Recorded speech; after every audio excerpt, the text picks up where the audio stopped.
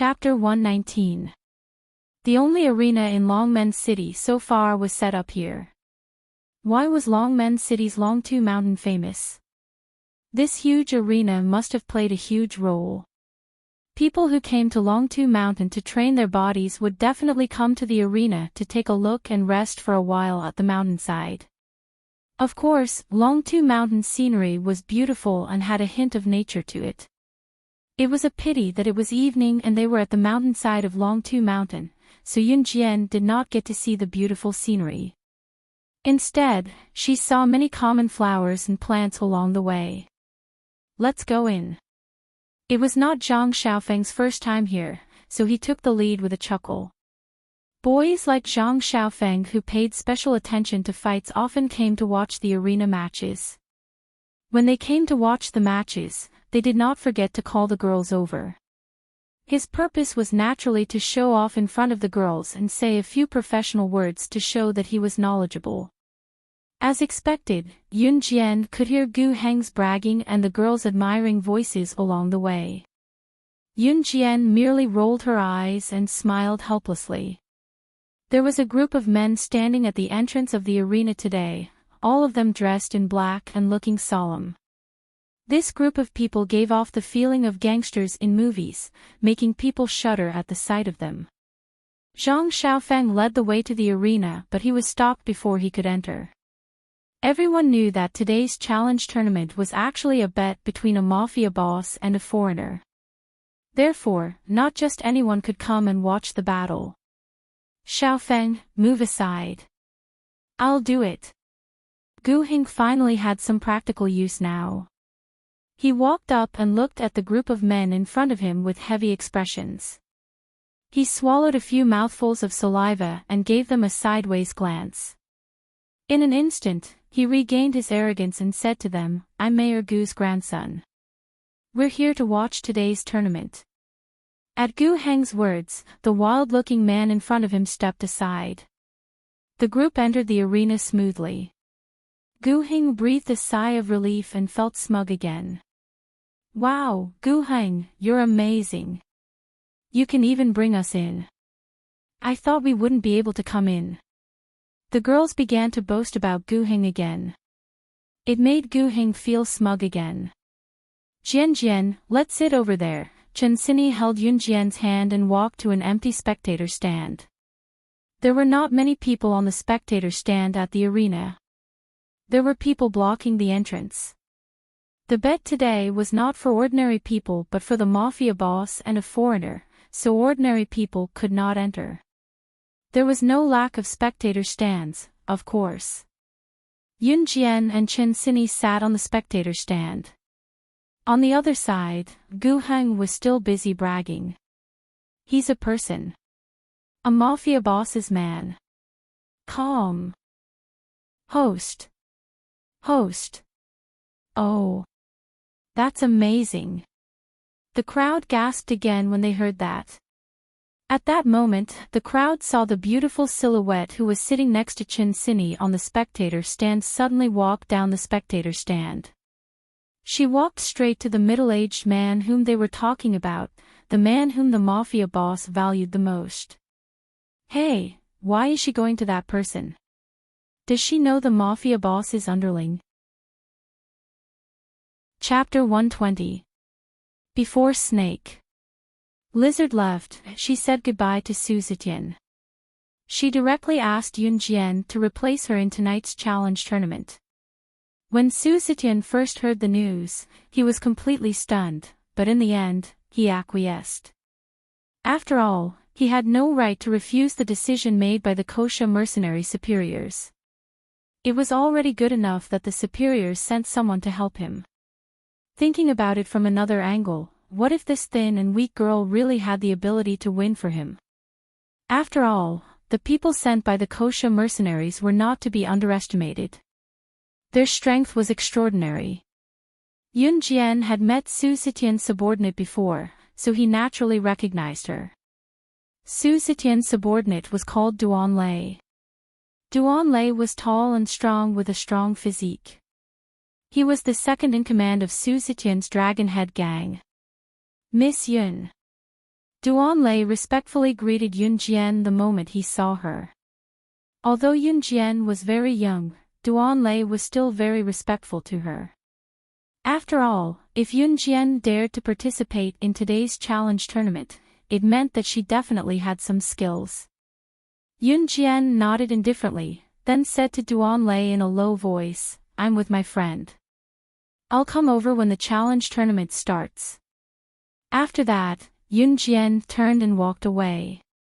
She only came over to greet him and tell him that she had arrived. On the other side, Gu Heng and the others looked at Yunjian in surprise. They didn't hear the conversation between Yunjian and Duanlei, but even though they were far away, it wasn't difficult to see that Duanlei was very respectful to Yunjian. "You know him. He's the underworld boss's underling."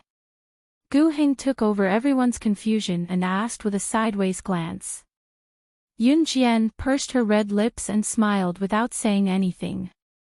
She walked past the group of unreasonable people and walked towards Chinsini. TCH.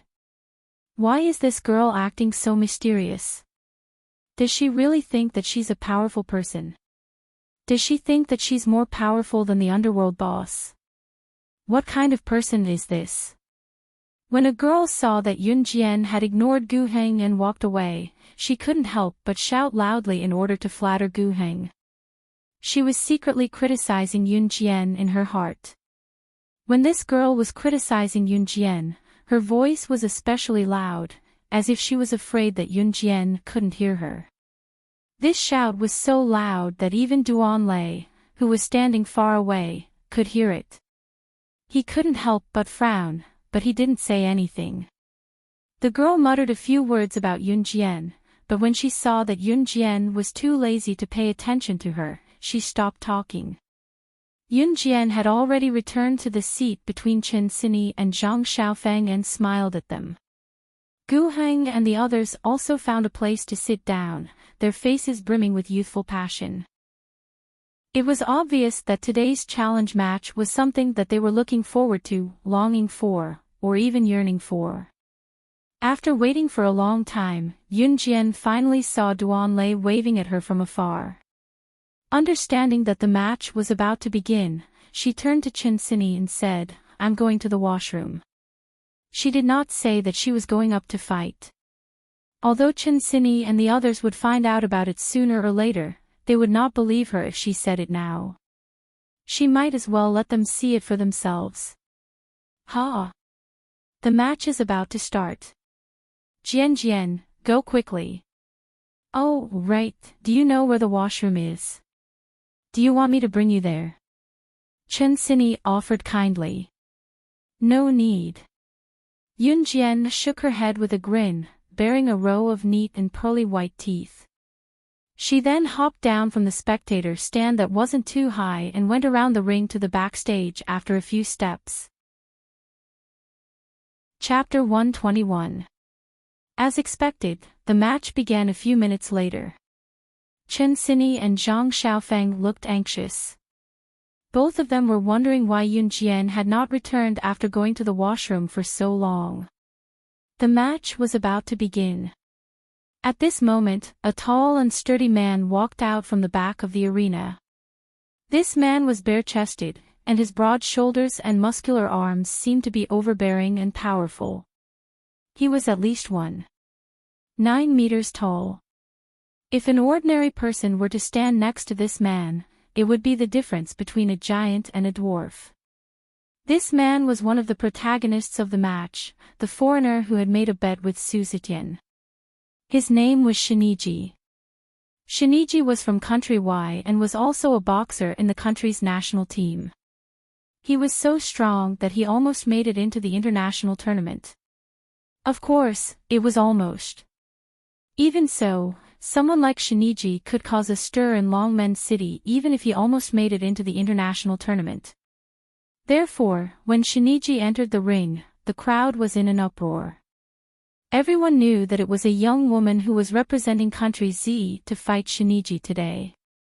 Looking at Shiniji's physique, did country Z still have a chance of winning? Unless the woman was even more muscular than Shiniji. Not only did the crowd think so, even Zhang Xiaofeng, Gu Heng, and the rest thought so. Master, why did she go to the washroom for so long?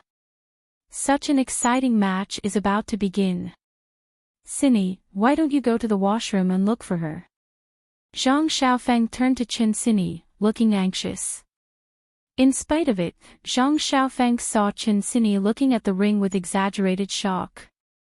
All of a sudden, the surroundings fell silent. It was as if the sound was cut off midway. The place was so quiet that one could hear the sound of a pin dropping to the ground. Zhang Xiaofeng frowned suspiciously as he followed Qin Cinny's gaze to the ring.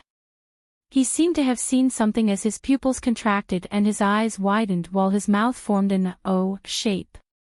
Looking at Gu Heng and the others, everyone present could only use one expression to describe them: shock. Following the crowd's gaze, they saw Yun Jian's long black hair swaying as she walked out from the backstage of the arena with light steps. She curled her lips and maintained a slightly leisurely expression from the beginning to the end.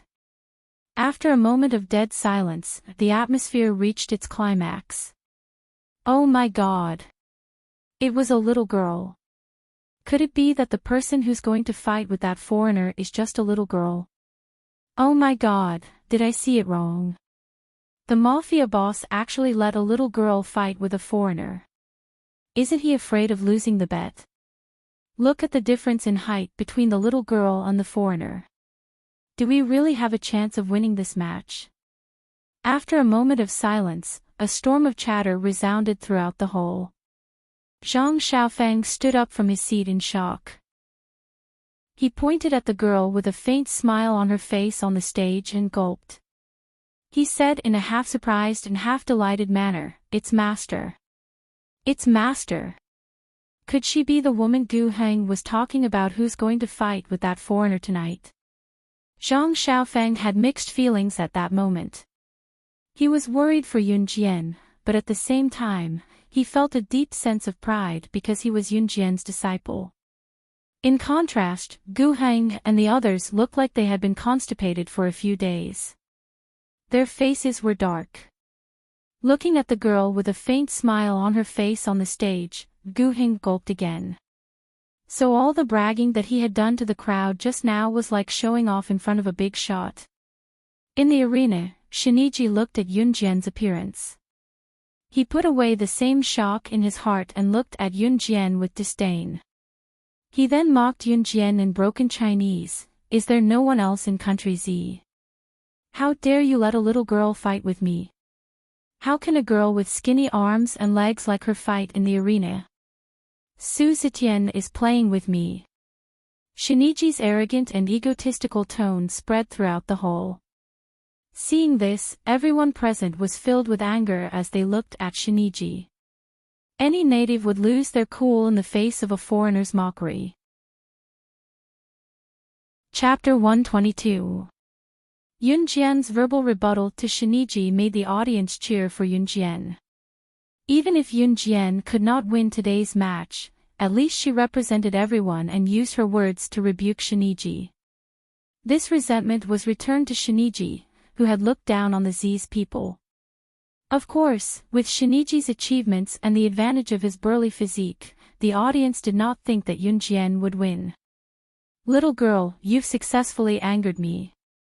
Shiniji flew into a rage out of humiliation and said furiously. Then, he stuck out his middle finger and pointed it at Yun Jian. His scornful, arrogant, and slightly provocative tone sent chills down everyone's spine. Shiniji looked at Yun Jian and said angrily, "Little girl, since you insist on fighting in this ring, Shiniji, will make sure you come in standing and go down lying down." He was definitely not speaking empty words.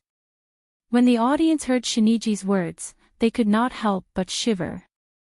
The underground black market's arena matches were very cruel. No official referee would say something like stopping when it came to a fight. When two people fought in the arena, as long as they did not die, were seriously injured, or even completely paralyzed, no one would care.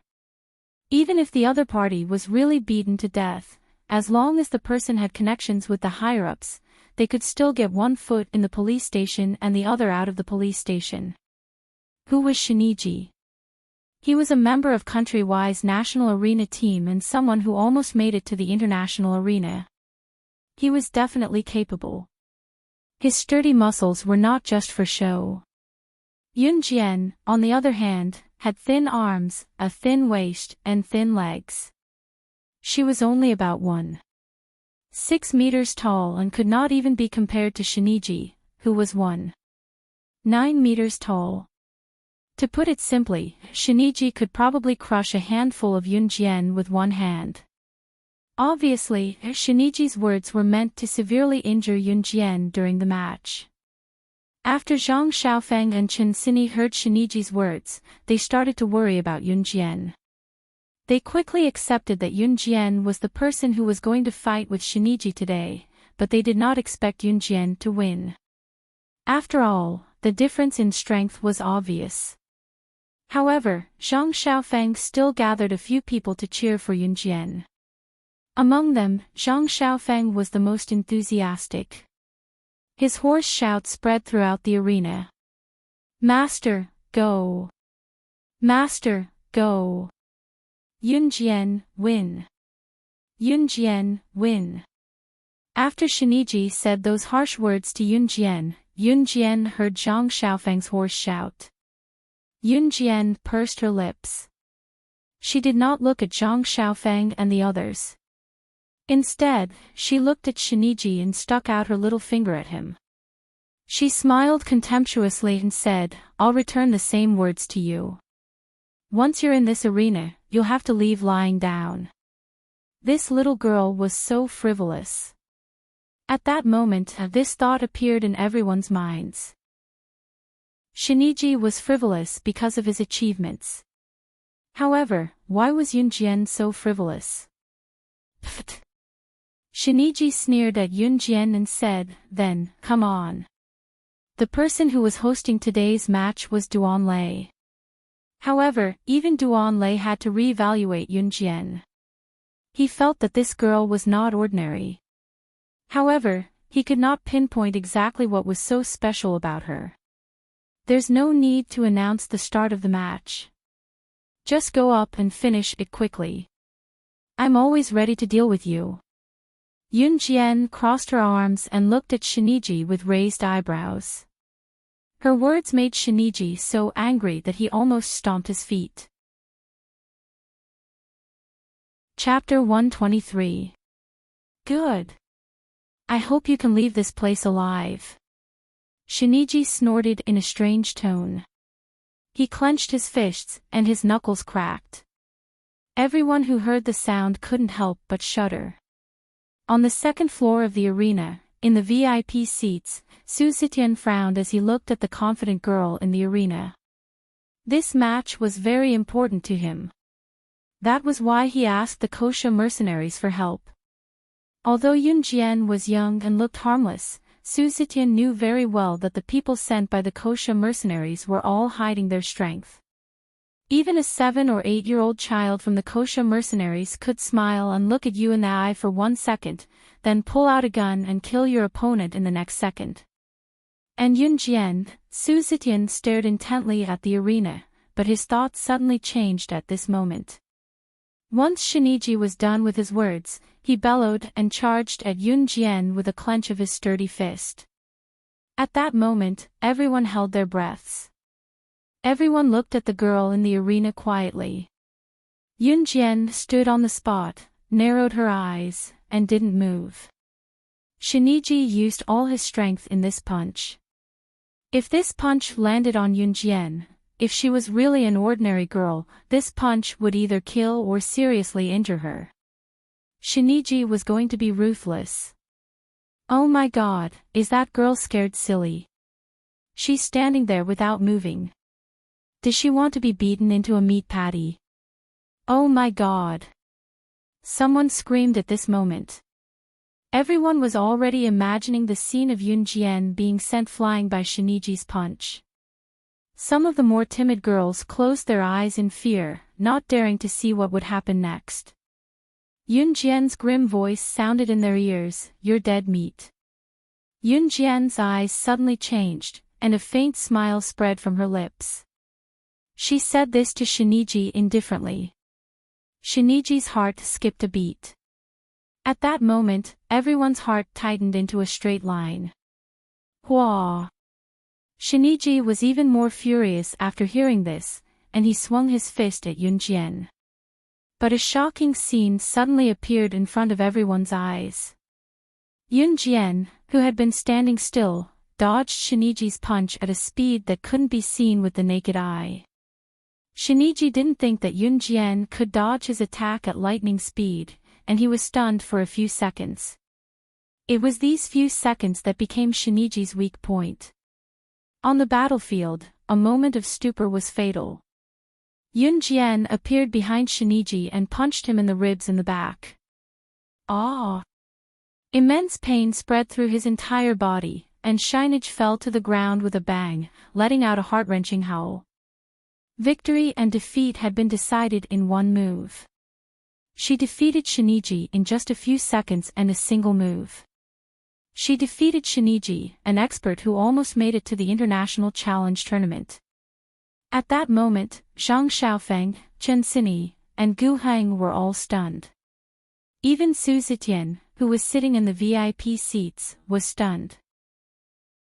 Shiniji, a fighter from Country Y who was rumored to be great and who almost made it into the international arena, could not even last a single move from Yun Jian. Was this Yun Jian's strength? Shiniji, whose ribs were broken, widened his eyes. He couldn't accept it. He couldn't accept it. This little girl defeated him with one move. That was impossible. She had defeated him. His reputation would be ruined from now on. Shiniji shook his head. He suddenly took out a hard object from his pocket and pointed it at Yun Jian. She must die. He has a gun. He has a gun. He's going to kill someone. He's going to kill someone. At that moment, everyone who was shocked by Yun Jian's move suddenly screamed. Su Zetian also stood up from his seat with a whoosh. He held onto the railing on the second floor. However, the girl's aura changed the moment Shiniji took out his gun. Her slight smile gradually disappeared and was replaced by a cold and eerie smile. A cold murderous aura emanated from Yun Jian. Chapter 124. When they saw Shiniji pull out his gun, Gu Heng and the others almost screamed. Especially the few girls who were with Gu Heng and were prejudiced against Yun Jian. They were all students in school and came from powerful families. Usually, they would cry if they hurt a finger. When had they ever seen such a scene? Their legs started to turn to jelly. They hugged their heads and squatted on the ground, crying. Master! Zhang Xiaofeng twitched violently. Seeing that Yun Jian was in danger, he wanted to rush forward. However, Gu Heng grabbed the corner of his shirt and scolded him, "You're crazy. That foreigner has a gun. But my master is in danger." Zhang Xiaofeng was very determined. He was about to push Gu Heng away and run toward Yun Jian. However, they suddenly saw a horrifying scene. Yun Jian lifted her feet and slowly walked toward Shiniji. She did not care that the gun in Shiniji's hand was still pointed at her. Facing the black muzzle, she was not afraid at all. Under everyone's horrified gazes, she slowly walked toward Shiniji. What was she doing? Seeing this scene, everyone's hearts jumped. As Yun Jian walked, she pulled out a machete like magic. She pointed it at Shiniji, who was lying on the ground with broken ribs, and sneered, "How dare you point a gun at me? You're dead." Shiniji's hand holding the gun was already trembling. Shiniji was originally a boxer. He was not an assassin or a gangster. If he were to kill someone with a gun, he would not be able to do it as calmly as Yun Jian. Another reason was that he was in Z country. After all, it was not his country's territory. If he killed Yun Jian, Su Zetian would definitely not ignore it. In spite of it, Yunjian's words had obviously triggered Shiniji further. Shiniji held on the spot. Thinking about the humiliation he had just suffered, his hand was about to pull the trigger. What everyone was thinking at this moment was, it's over. Yunjian is definitely done for. Yunjian only had a knife in her hand. How could a knife be faster than a bullet? She also had to provoke Shiniji into pulling the trigger when he was in an unstable mood. Was Yunjian courting death? Ah! Go to hell!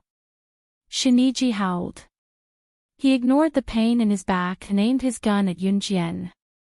However, just as Shinichi's finger was about to pull the trigger, a gleaming scimitar flew out from a distance. With astonishing speed and precision, the tip of the scimitar pointed downwards and cut the back of Shinichi's hand. Awoo!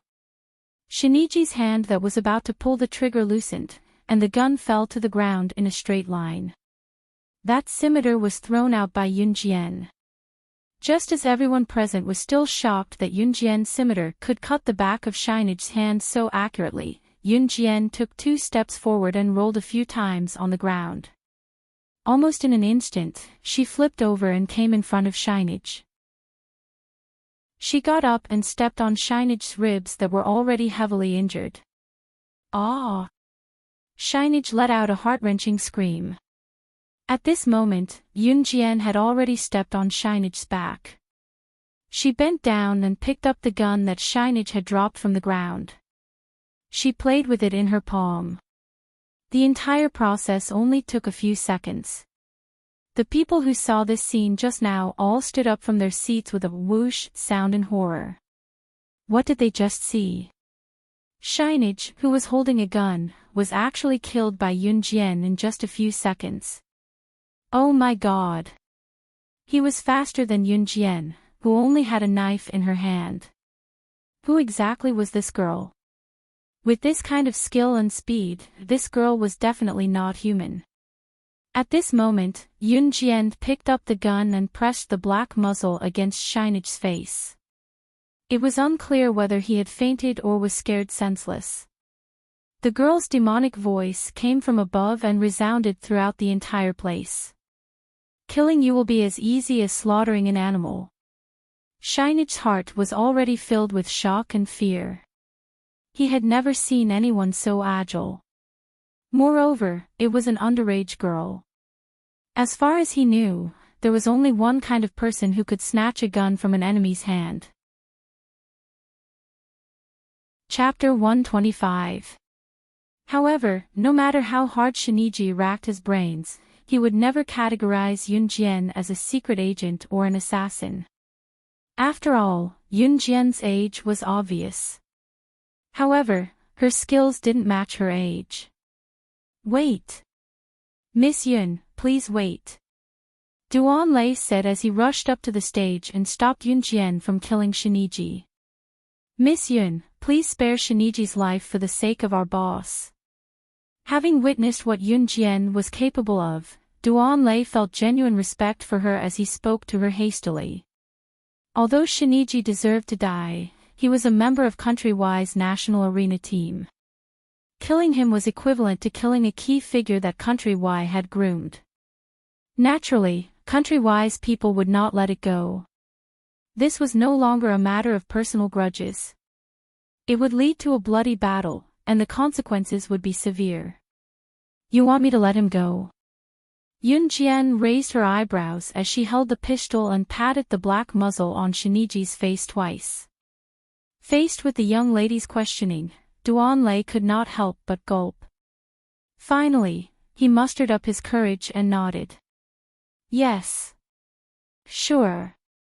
Yunjian's casual words made everyone present heave a sigh of relief. After all, this was a competition. Shiniji's drawing of a pistol was enough to make everyone afraid. If Yunjian were to kill someone in public, many people present would probably lose sleep for several nights. At that moment, Yunjian's eyes suddenly sharpened. She lifted her foot from Shiniji's back and took 2 steps back to stabilize herself. Then, she said to Duan Lei, I can let him go. At that point, even Shiniji, who was lying on the ground and starting to feel dizzy, breathed a sigh of relief. The one thing he regretted the most was underestimating Yunjian. Don't mess with her. But his hand, I want it. Yunjian's casual words were suddenly heard in the next second. What followed was the crisp sound of a gunshot. Bang! Bang! The gunshot sounded and the gun fell. 2 bullets pierced through Shiniji's wrist and into his bone marrow. Ah! Ah! Ah! Shiniji howled in pain. When the bullet entered his hand, it was as if it had penetrated a piece of wood, piercing his liver and spleen. Ah! The screams came from the spectators' seats. Spear! Yunjian actually fired the gun.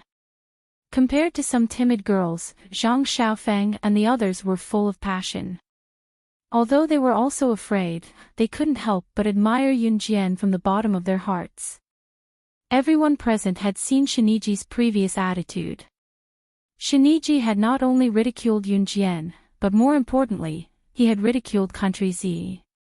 He had ridiculed their country.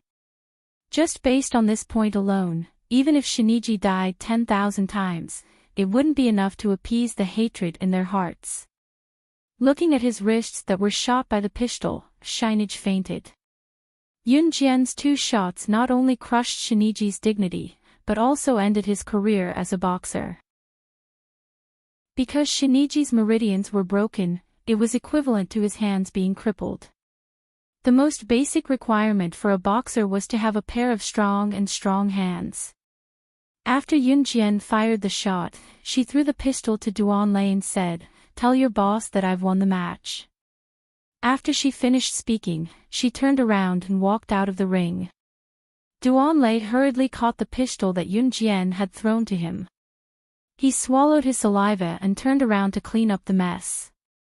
Seeing that the match had ended, the protagonist, Yunjian, also walked out. Zhang Xiaofeng and the others hurriedly ran out after her. Chapter 126. Before Yunjian could step out of the arena, Zhang Xiaofeng's urgent voice came from behind her. "Master, master! Master, wait for us!" She turned around and looked up at them with a faint smile. "The arena is over. It's dark now. It's time to go home." Zhang Xiaofeng and the rest, who were running up behind her, could not help but be speechless. They muttered in their hearts, "Shouldn't you explain something?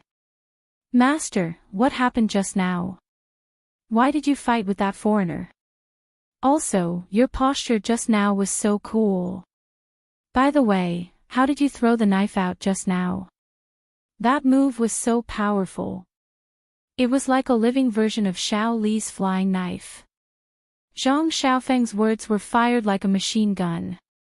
"Stop," Yunjian ordered. This voice shut Zhang Xiaofeng up on the spot. He did not say anything else. "How am I supposed to answer you with so many questions at once?" Yunjian raised her beautiful eyebrows and smiled shyly like a young girl. At this moment, Yunjian seemed to have turned into a fresh and beautiful young girl.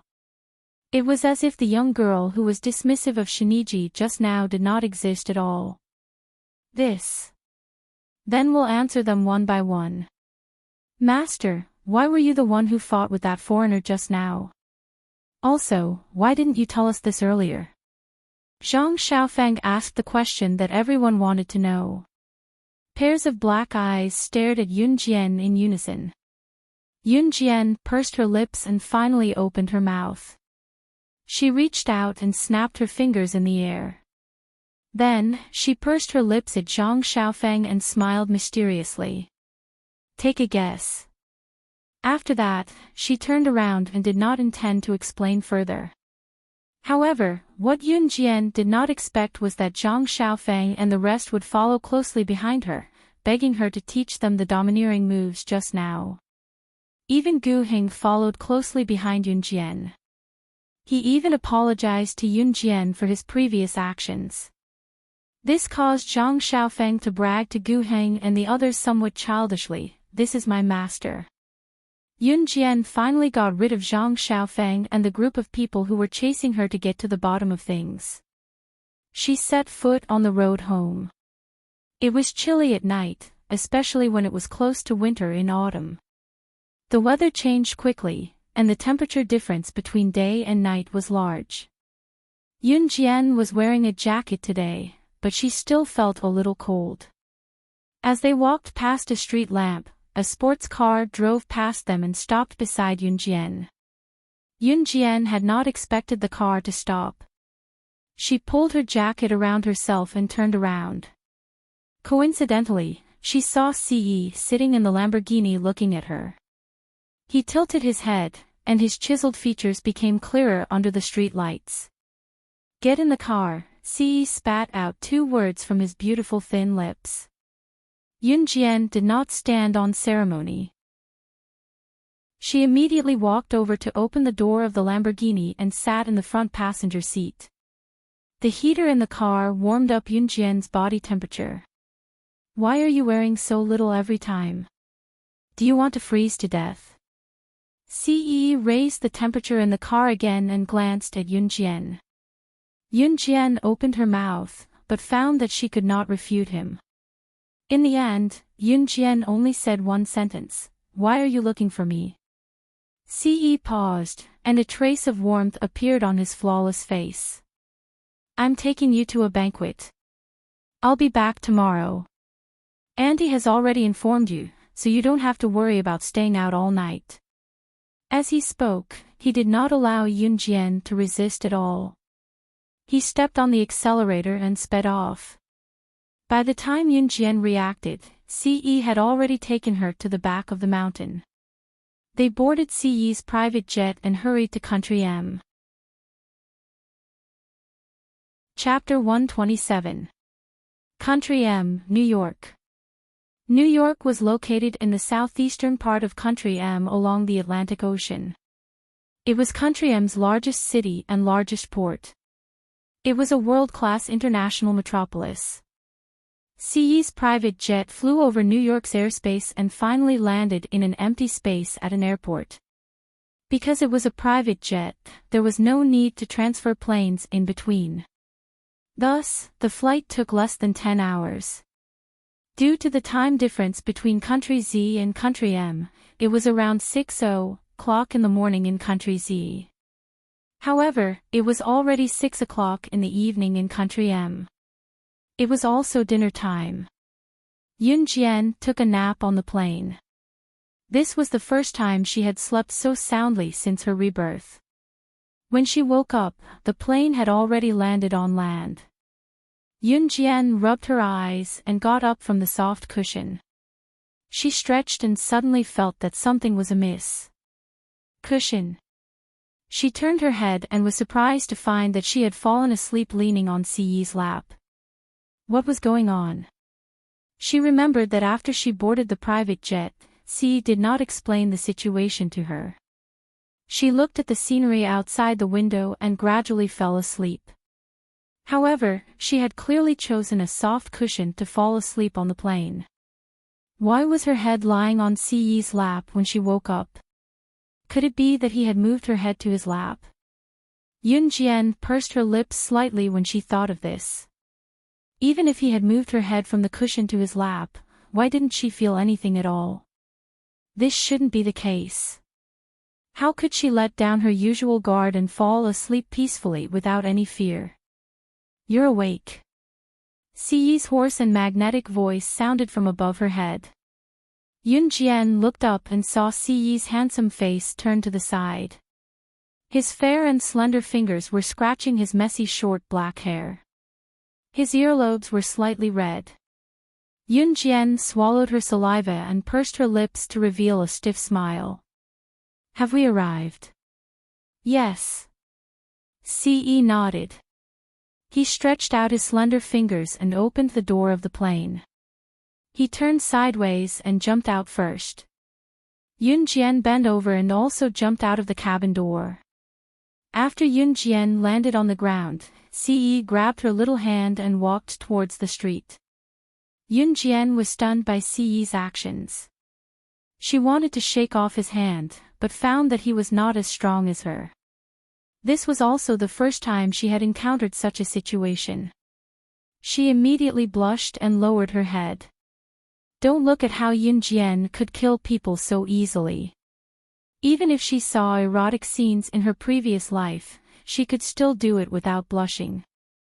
However, he felt that Ce was different from everyone else. She couldn't describe how she felt.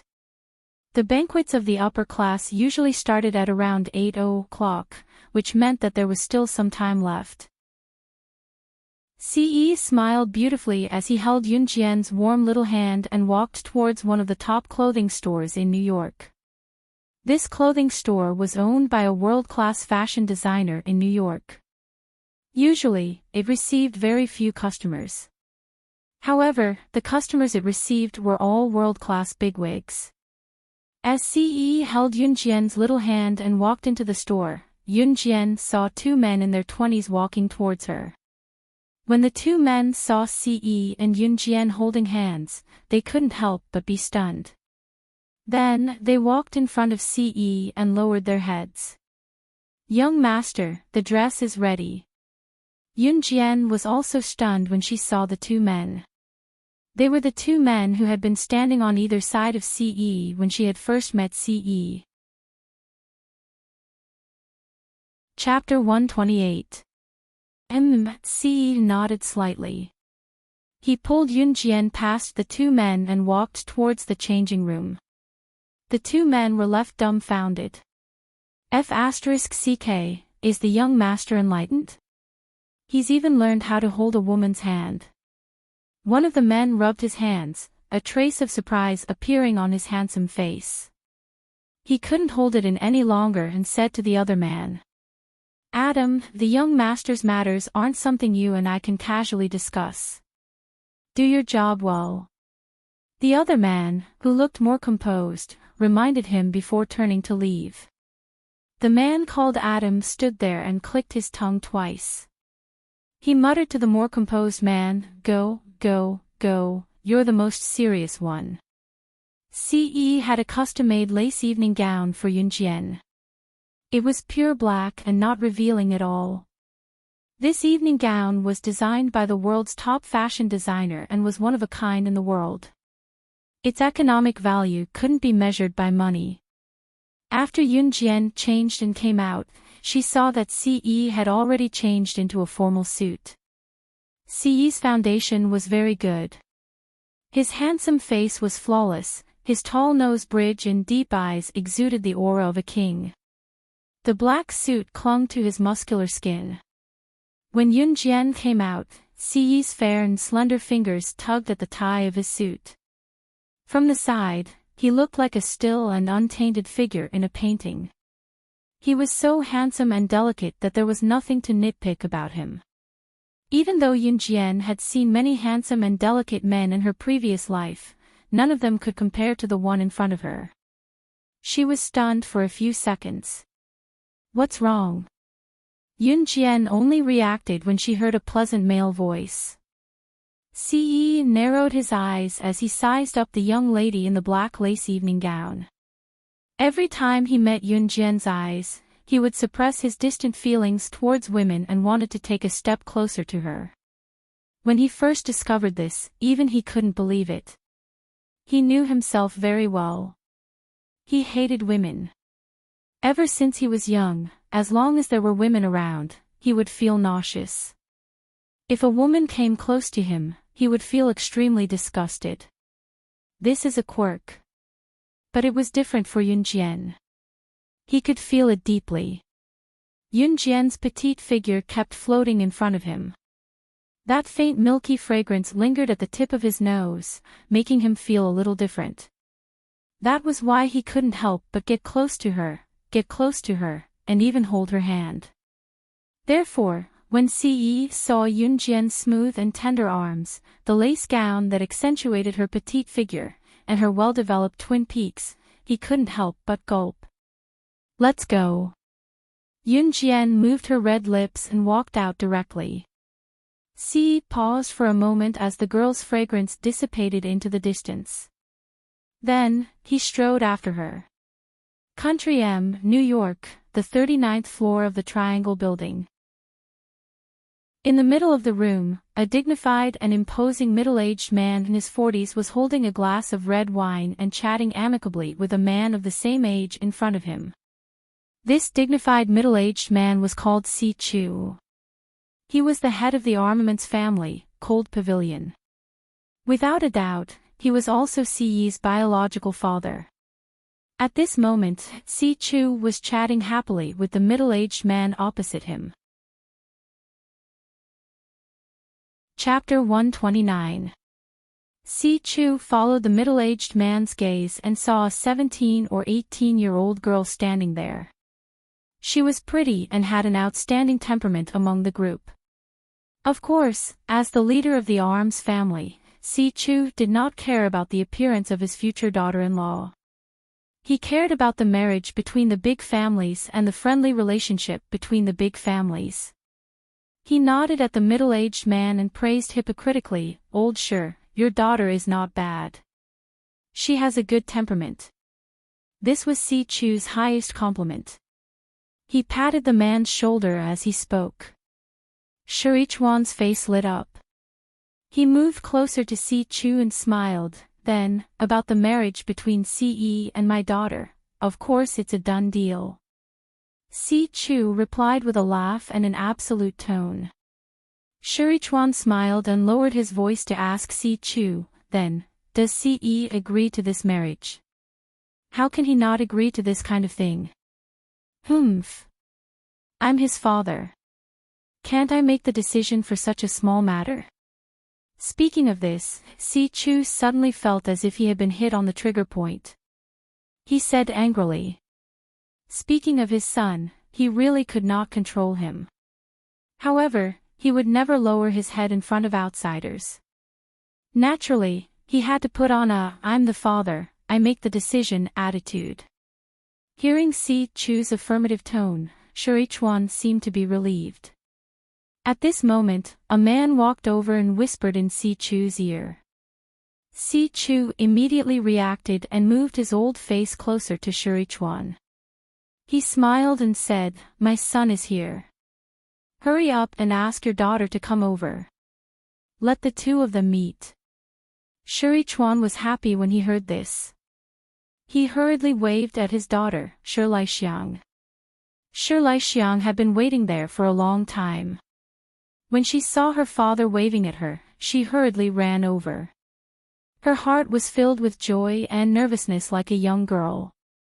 She had met Si Yi a year ago and fell in love with him at first sight.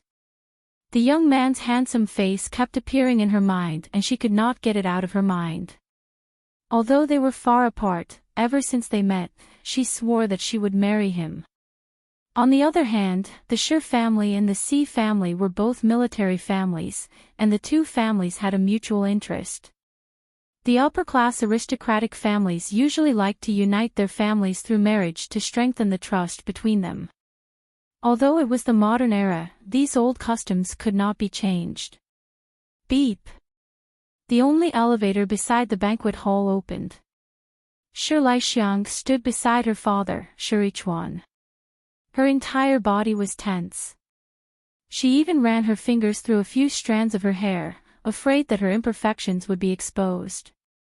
Only she knew the nervousness in her heart when she saw the person she missed dearly. The moment the elevator doors opened, however, what everyone saw was Si Yi, who was perfect to the extreme. As well as the petite girl standing beside him who was also extremely beautiful. The young girl was wearing a lace gown that outlined her petite figure. Her curvaceous figure was revealed in front of everyone. She was beautiful and elegant. When the two of them stood together, it was as if they were a match made in heaven. They were actually so compatible. Si Chu, Shurichuan, and Shirlaixiang were dumbfounded. Not only the three of them, but everyone present was mesmerized by Si Yi and Yun Jian's stunning appearance. They were unable to extricate themselves. Ce held Yunjian's small hand and walked out of the elevator step by step. They stood in front of everyone. Yunjian realized that Ce had only glanced at Si Chu when he walked in front of him. Without saying a word, he pulled her to the side. Damn brat, stop right there. What kind of attitude is this? How can you leave without saying a word when you see me? Where is your upbringing? If I didn't know better, I would have thought that you were a bastard with a mother but no father. Also, who is this girl beside you? Si Chu felt that he had lost face and spoke to Ce angrily. Ce turned his head to look at Si Chu. He held Yunjian's hand tightly and said coldly to Si Chu, "My mother is already dead. That woman is not my mother." When he said this, Yunjian could clearly feel the coldness and loneliness in Ce's voice. Chapter 130. When Yunjian heard Ce's words, she was shocked. But when she scanned the room and saw Shi Laixiang, who was standing not far away from Si Chu, she suddenly understood. This woman was the fiancée Ce's father had arranged for Ce, right? This banquet was probably used by Ce's father to announce Ce and Shi Laixiang's engagement. It wasn't strange for upper-class families to use marriage to consolidate their interests. Yunjian smiled. It seemed like Ce wasn't satisfied with this arranged marriage and was planning to use her as an excuse. Ce's attitude towards her was quite good, so she would naturally help her. Nonsense. Nonsense. It's fine if you usually make a fuss, but today you even found a woman. Are you trying to anger me to death? Si Chu flew into a rage. When Ce mentioned that his mother was already dead, Si Chu felt like he had been exposed in a scandal as he shuddered in rage. Si Chu was the head of the Cold Court, an armaments aristocratic family. After he married Ce's mother, he divorced Ce's mother in order to expand the Cold Court's power and influence. He then married the daughter of another armaments aristocratic family. At the same time, Si Chu also forced Ce's mother to stay by his side. In the end, Ce's mother became depressed and committed suicide due to depression. Today, in order to consolidate his position in the Cold Court, Si Chu planned to use Ce's marriage to form a marriage alliance with the Shi family. But he didn't expect that Ce would have such a huge reaction. He even found a woman to humiliate him in public. This made Si Chu, an internationally renowned armaments tycoon, completely furious. Brother Ce, it's wrong of you to do this. Don't make uncle angry. Shi Laixiang looked at Yunjian's and Ce's intertwined hands. She dug her fingertips into her skin and played the role of the good guy. She spoke coyly to Ce in a gentle voice. What are you? What does my business have to do with you? Ce cast a sidelong glance at Shi Laixiang, not giving her any face at all. Shi Laixiang had originally planned to speak up after Si Chu had spoken. This way, she could improve her image in front of Si Chu and let Ce see her gentle side and have a good impression of her. But who would have thought that Ce wouldn't give her any face at all? She looked at Yunjian, who was standing next to Ce, and she became even angrier. Her eyes turned red because the person she had been longing for had said such things to her. Si Chu felt humiliated at once. He knew that he couldn't control his son, so he pointed at Yunjian and threatened her. Which family's young lady are you from? Rong family. Wen family. Fong family. I don't care which family's young lady you're from. Get out of here now or your family will disappear from the international stage forever because of you. The aristocratic families that Si Chu had pointed out were all internationally renowned big shots. It was obvious that he thought that Yunjian was a young lady from one of these aristocratic families. Yunjian was amused when she heard that. She narrowed her eyes and met Si Chu's murderous gaze fearlessly in front of everyone. Her red lips curled up. I'm a young lady from the Yun family. Let me introduce myself. My name is Yun Jian. I live in Country Z's Longmen City. My mom is a waitress at a hotel, Country Z's Longmen City. A waitress at a hotel. Everyone latched on to these words. Si Chu stomped his feet, almost vomiting blood from anger. He thought that the woman his son had found would be a socialite of the upper class even if she wasn't from an aristocratic family. Chapter 131. Si Chu was furious. He did not threaten Yun Jian anymore. Instead, he waved his hand and called for his bodyguards, intending to chase her out. Someone, chase her out. If Yun Jian was a young lady from an aristocratic family, Si Chu might have given her some face. However, Yun Jian had said it herself. She was just a person with no status. Si Chu was naturally fearless and prepared to chase her out on the spot. He had lost all his face today. There was a saying that one should not wash one's dirty linen in public. However, after today's incident, he had no face left. A few bodyguards in black suits and sunglasses surrounded Yun Jian and Ce. I'll see who dares to touch my people. Ce sneered. He calmly pulled out a pistol from the holster at his waist, pulled the trigger, and pointed it at Si Chu. Ce had already decided to shed all pretense of cordiality. Ever since Ce could remember, he had never acknowledged Si Chu as his father. He had not even called him Dad for so many years. In his impression, this so-called father was the murderer who had directly forced his mother to commit suicide. He could still remember that his mother had committed suicide due to depression. Si Chu had always locked his mother up and kept her at home in the name of love. Later, his mother had suffered from depression and was not allowed to seek treatment. Si Chu was a person who cared about his reputation. He did not allow outsiders to know about his family's dirty linen. Hence, when Ce's mother had suffered from depression, he was not allowed to seek treatment. Hence, Ce's mother had been too depressed and could not bear the torture of her illness. Hence, she committed suicide. Furthermore, she had died in front of Ce, who was only 5 years old at the time. He still could not forget the bloody corpse of his mother. At that time, he was just a child. Since then, he had developed an extreme sense of disgust and alienation toward all women. It had been the same for 19 years. It was not until he met Yun Jian that he realized that she was different from other girls and women. He did not hate Yun Jian. On the contrary, he had a different feeling towards her.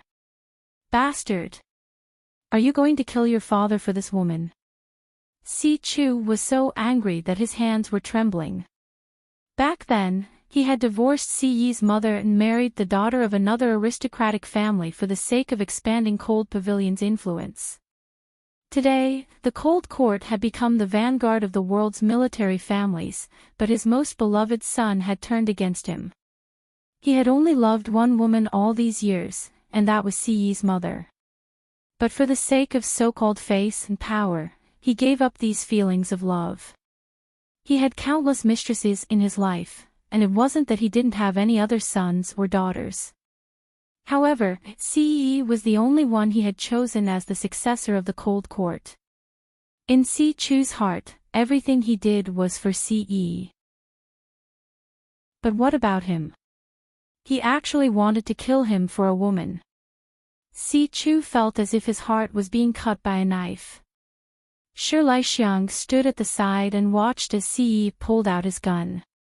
She was both in love and afraid of his handsome posture. She swore in her heart that she must get this man. As for Yun Jian, in everyone's eyes, she was just an insignificant person. Without Ce, she was nothing. Beep. At this moment, the elevator door opened again.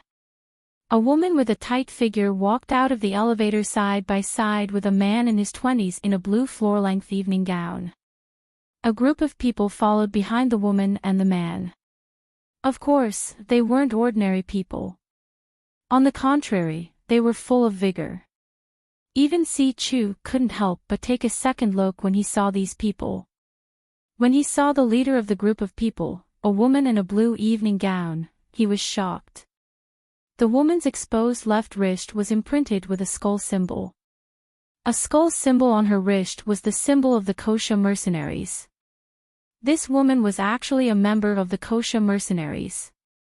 As for the man beside the woman, there was a large scar on his neck. It looked as if it had been cut by a knife, and it made people shiver. Seeing this, Si Chu couldn't help but gulp.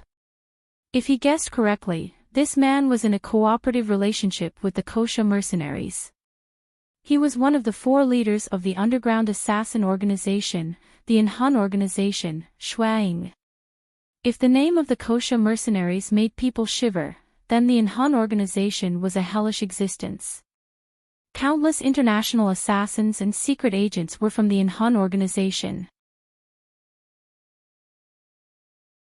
Chapter 132. Yun Jian was the king of secret agents in her previous life, the world's top secret agent, slaying God. She was indeed a secret agent trained by the world's top underground assassin organization, Enhan Group. Of course, Enhan's underlings could not control her due to her extraordinary capability in her previous life. Slaying God was the only secret agent in Enhan's history to successfully break free from the organization's control. At the same time, she started killing at the age of 12 and left Enhan Group when she was 14. In the same year, she killed the previous boss of Kosha mercenaries and developed her own force. Therefore, the king of secret agents, slaying God, was known as a legend in the underworld. The only one who could be mentioned in the same breath as the king of secret agents, slaying God, was the leader of Enhan Group. The leader of Enhan Group was a mystery. No one had ever seen him, not even knowing if he was a man or a woman, old or young. The only ones who had seen the leader of Enhan Group were the 4 leaders of the organization. Shuang was one of them. As for the Kosha mercenaries' forces, there was no need to mention them. Enhan Group and Kosha mercenaries were 2 major organizations that monopolized the entire underground organization. Even Si Chu, the master of Cold Pavilion, a military family, had to lower his head in fear when he saw people from these 2 major assassin organizations. When Si Chu saw the woman in a beautiful blue evening gown and the man with a huge scar on his neck, his legs turned to jelly. He could not care less about his son, Ce, as he hurried to greet them. His smile was stiff, but it was forced as he extended his hand to shake their hands. What a rare guest. We welcome both of you to attend tonight's banquet. Si Chu was the one who had arranged the banquet. His goal was to arrange a marriage between his son and Shuri Chuan's daughter. He did not expect the Kosha mercenaries and Enhan Group to be here, so he was so embarrassed that his face was about to burst. However, the woman in the blue evening gown walked past Si Chu and went straight to Yun Jian, ignoring his goodwill. She stood in front of Yun Jian and greeted respectfully, Sister Jian. The woman in the blue evening gown was obviously Snake Lizard, who had changed into the black robe that covered her entire body to reveal her sexy figure. The 2 words Snake Lizard caused everyone present to suck in a deep breath. Most of the people there were businessmen and politicians from prominent families and families. The biggest symbol of Gu Sha mercenaries was the skull mark on their wrists. It was a mark that could not be imitated by outsiders. Someone who could make Gu Sha mercenaries stand in front of her and greet her as Sister Jian respectfully was a rare sight. How could this girl, who claimed to be from a small town in Z country and whose mother was an ordinary hotel attendant, be an ordinary person? Translator, Endless Fantasy Translation Editor, Endless Fantasy Translation. She was related to Kosha mercenaries. Yun Jian nodded slightly at Snake. Lizard. She did not expect to meet Snake. Lizard here. Snake.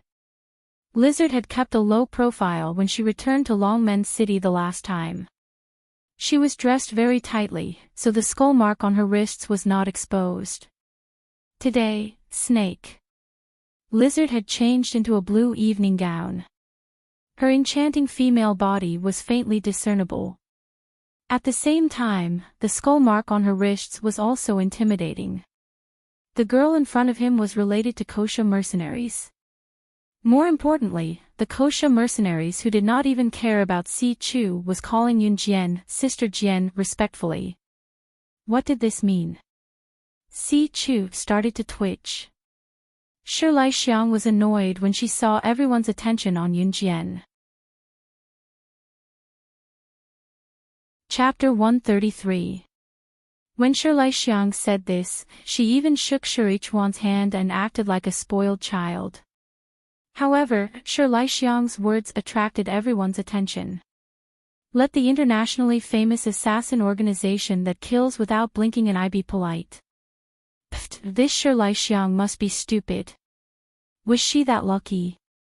Everyone snorted, but in front of Yun Jian and the others, no one dared to say anything for fear of implicating themselves. When Shi Chuan heard his daughter say this, he was so scared that his legs turned to jelly. He lowered his voice and shouted at Shi Xiang, Xiang, shut up. Unexpectedly, Shi Xiang did not notice the change in the atmosphere at all. She shouted even more confidently, Dad, they were in the wrong. They were rude. That's what you've always taught us. We have to be polite. Those who don't have manners are a bunch of lowly and uncultured people. These kinds of people will never be able to show their faces. Shi Xiang's words were clear and logical. Even she felt that it was reasonable. When Shi Chuan heard his daughter's words, he was so scared that he almost turned into a puddle of water. Of course, he could tell that his daughter was scolding Yun Jian in a roundabout way. Shi Xiang, shut your mouth. Shi Chuan's trembling finger pointed fiercely at his daughter, even roaring out her full name. However, he could not explain it to his daughter now. If they went against the Kosha mercenaries, the Shi family would probably be wiped out. Because the Kosha mercenaries was an organization made up of international elite assassins, their hands were stained with countless blood. They were so powerful that they were intimidating and terrifying. Simply put, the Kosha mercenaries could wipe out the Shi family effortlessly. Dad, you're yelling at me again. Shi Xiang felt even more wronged. At the same time, she felt even more indignant that Yun Jian had stolen her limelight at the banquet. Yun Jian naturally heard the conversation between Shi Xiang and Shi Chuan. She curled her lips and glanced over, but she did not say anything. She did not care about Shi Xiang's words at all. She had seen many people like Shi Xiang in her past life. If she killed Shi Xiang just because of one sentence, then there would be too many people in this world who would want to kill her. Of course, if Shi Xiang made any further moves, she would definitely make her regret being born. Si Chu was so scared that he broke out in cold sweat. It was too late for regrets. He never thought that Yun Jian could make the Kosha mercenaries bow down to her. As soon as he thought of what he had just said to Yun Jian and what he was going to do, he felt his hair stand on end.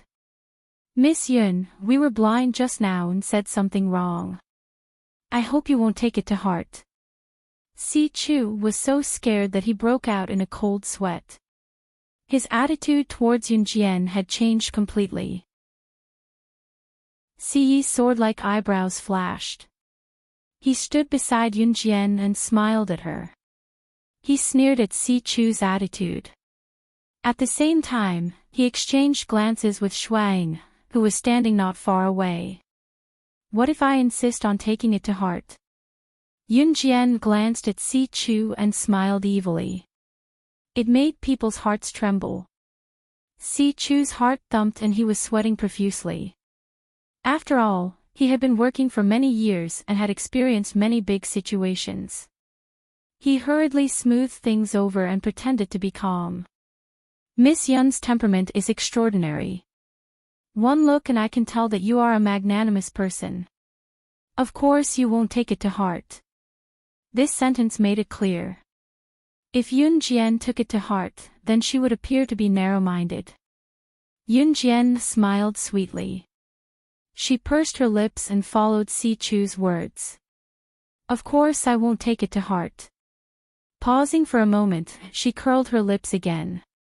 But I'm very unhappy. I want something from you. What is it? Si Chu and Shurichuan heaved a sigh of relief. Chapter 134. Since when did he become a thing? Si Yi's twinkling eyes narrowed, the corners of his lips curling upwards. However, after hearing Yun Jian's words, he felt an inexplicable sense of satisfaction. In contrast to Si Yi, Si Chu, Shurichuan, and Shi Laixiang's faces darkened. Si Chu and Shurichuan had intended to get close to each other by marrying their children, but after Yun Jian's words, both of them turned pale. Shi Laixiang was even paler. When she looked at Yun Jian again, she wanted nothing more than to tear her into pieces. Si Chu and Shurichuan knew that if they became enemies with the Kosha mercenaries because of this, both of their families would be removed from the international scene. Shurichuan, on the other hand, was afraid that his precious daughter would cause more trouble if he stayed any longer, so he made up a random excuse and left the banquet in a hurry. Cough, since and you are truly in love, then I shouldn't break you up. Si Chu tried to smooth things over. Today's matter was unexpected, but even so, a sly old fox like Si Chu could quickly minimize the impact of this matter on him. Moreover, it was uncertain whether his son, Si Yi, would still be together with Yun Jian when the time came. It wasn't too late to bring up this matter after today. When she heard Si Chu say, truly in love, Yun Jian's eyelids twitched and she blinked. The banquet finally came to an end. Snake.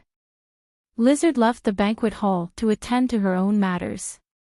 Yun Jian walked side by side with Si Yi.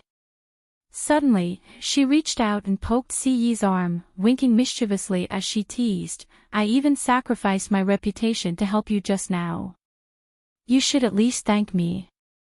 Those who knew Yun Jian well knew that she didn't joke often. This was a rare occasion when Yun Jian was in the mood to joke with Si Yi. I never thank people. Si Yi looked at Yun Jian playfully. Suddenly, her eyes became sharp and her deep eyes lit up under the street lights. But, he paused and looked at Yun Jian from head to toe. You can repay me with your body. Yun Jian was completely dumbfounded. She never thought that the usually cold and arrogant Si Yi would have such a playboy side. However, before she could think any further, a man in his 20s suddenly walked out from the darkness. The long scar on the man's neck left a deep impression. The person who came was Shuang. Shuang saw that Yun Jian was also here. He paused for a moment but still went up to Si Yi and said, Young master. Yun Jian was stunned. She knew very well that Shuang was one of the 4 leaders of the Inhun organization. This was because she was an agent trained by the Inhun organization in her previous life. He's one of your men? Yun Jian asked the question that was bothering her. Si Yi did not hide it at all as he answered, yes. Yun Jian did not ask further after that. There's no outsider here. Just say it. Si Yi glanced at Shuang from the corner of his eyes. Si Yi's words implied that Yun Jian was not an outsider. Shuang nodded and said, there's a change in the organization. Si Yi could already tell what had happened from the 5 words. He turned to look at Yun Jian, his handsome face tilted slightly to show her an exquisite outline. I have something to do. Looks like I can't go back to Longmen City with you. You go back first. For some reason, when Yunjian heard what he said, it felt like there was something going on between them. Her cheeks heated as she nodded slightly. Ce then sent Yunjian to his private jet considerately before leaving with Shuang. The private jet took off immediately. As they were more familiar with the journey back, it only took them 8 hours to return to Country Z. Chapter 135. At 4:00 in the afternoon, Yunjian arrived home on time and carried her bag back to school for the weekend's evening self-study session. When the evening self-study session ended, Chen Xinyi turned around and patted her bulging bag, grinning at Yunjian. "Jian, I bet you didn't bring any snacks, did you?" "It's okay though, I stuffed my bag full. We'll eat together tomorrow." Not only did the scene of Yunjian shooting Shiniji's hand the other day not make Chen Xinyi afraid of distancing herself from her, she was even more affectionate toward her. Yunjian's lips curled into a smile. Master. Before his seat had even warmed up after class, Zhang Xiaofeng rushed to Yunjian's seat and said hot-bloodedly, "Master, you must teach me real skills this time. I'm always ready." In fact, Yunjian had never promised Zhang Xiaofeng to teach him anything. It was Zhang Xiaofeng who was the one asking her for advice. This time, however, Yunjian did not evade Zhang Xiaofeng's request. Her smile faded and she looked sharp and serious. "You really want to learn from me?" When Zhang Xiaofeng heard Yunjian agreeing to his request, he nodded without hesitation. Yes. His reaction was so quick that it was as if he was afraid that Yunjian would go back on her word. "All right. I'll teach you." Yunjian's eyes shifted, her initial smile gone. Slaying God had never taken in a disciple in her previous life. All this while, Zhang Xiaofeng had been calling her master, but she had never agreed to his request. Today, she planned to make an exception. Yunjian paused for a moment, and a vicious aura emanated from her body. She looked at Zhang Xiaofeng and said to him in a fierce tone, without the slightest hint of joking, "Be my disciple. I will train you and make you a first-class expert, but the premise is that you are not allowed to complain no matter how hard it is. No matter how hard it is, you can only swallow it in your stomach. If you can't do it, you can say no now. But if you stop halfway, I'll let you know how close you are to death." Yunjian didn't seem to be joking at all. There was only one meaning she wanted to express. Once you enter this circle, you can't leave. Even if you die, you have to kneel until the end. What's more, if her disciple couldn't even endure this bit of hardship, what right did she have to stand on the same side as her? Slaying God would never accept weaklings around her. Zhang Xiaofeng's eyelids twitched when he heard Yunjian's words. He knew that Yunjian was a woman of her words. However, he clenched his fists and said to Yunjian with determination, "I can do it." "All right." Yunjian smiled at him and said, "See you at the field tomorrow at 4:00 in the morning." "Ha! 4:00. Zhang Xiaofeng was stunned. 4:00 in the south was not even dawn yet. Yunjian shot him a fierce glare and Zhang Xiaofeng immediately swallowed his words. Chen Xinyi watched from the side and snickered. Early the next morning, the sky was still dark. As expected, Zhang Xiaofeng was caught by Yunjian for training in the field. Zhang Xiaofeng didn't have any foundation in killing moves. Fortunately, his body was flexible and he said that he had practiced judo and taekwondo before. Yunjian made him run around the field. She didn't want to train him to be an expert in fighting. Instead, she wanted him to be someone who could protect himself and kill a high-level assassin. After a whole morning of training, Zhang Xiaofeng was exhausted. However, he obeyed what he said earlier and didn't complain at all. Both of them only walked out of the field and headed to the classroom at 5:50 a.m. At 6:20 a.m., a bus contracted by the school arrived outside the school. The teachers arranged seats for the students one by one and the bus headed to the location of the spring outing, the forest park.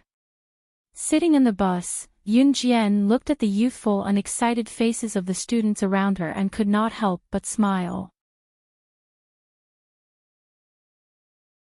Chapter 136. Forest Park was a first-class botanical park in Longmen City.